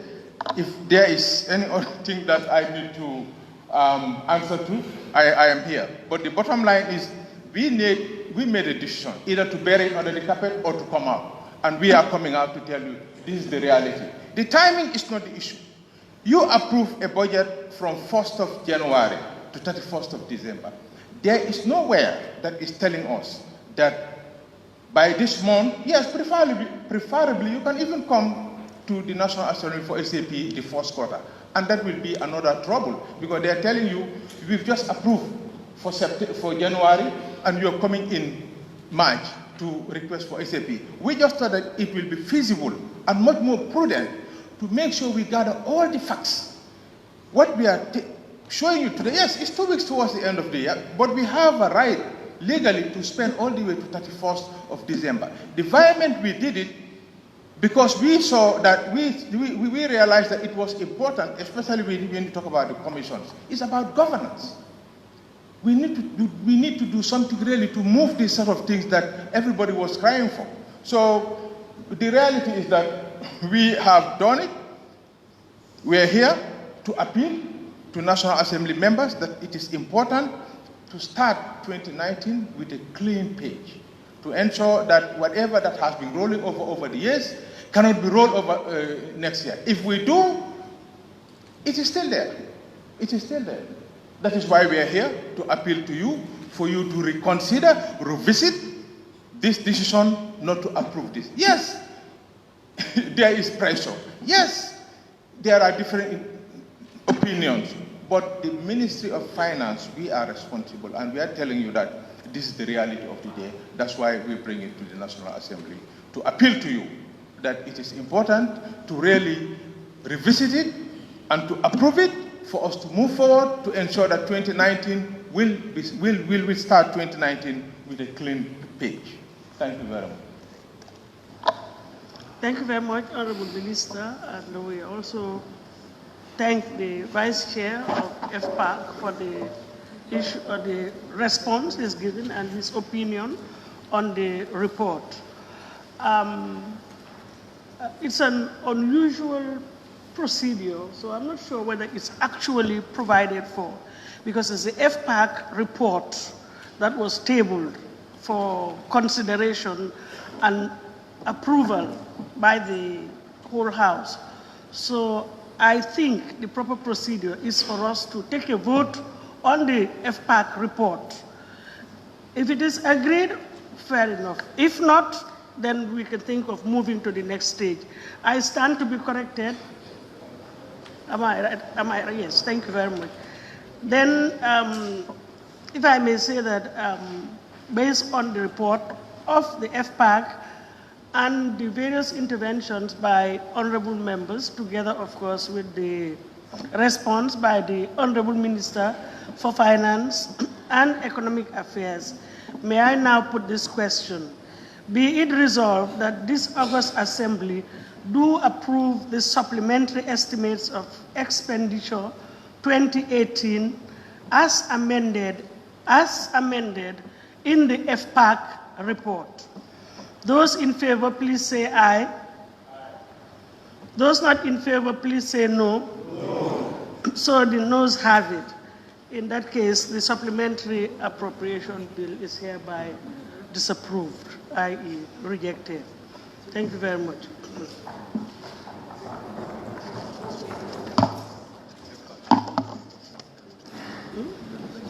Yes. Yes. There's another item on the agenda, and that's the, sorry, that's the National Assembly. Just a second. Yes, that's the National Assembly Salaries and Pensions Amendment Bill 2018 to be tabled by the Honorable Minister. May I suggest that we suspend the sitting for a short break and then come back at 3 o'clock to take the second item so that we can finish early today, bearing in mind that tomorrow is the budget speech at 10 o'clock. Thank you very much. So we stand suspended till 3 o'clock. Thank you.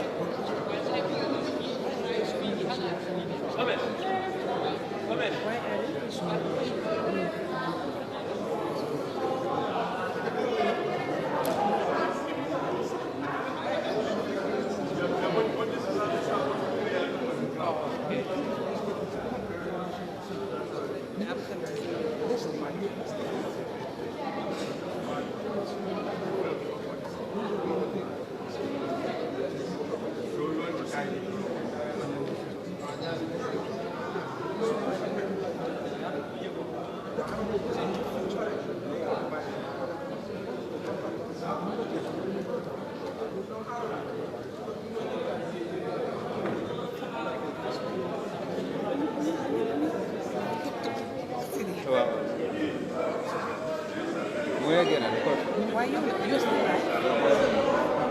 Huh?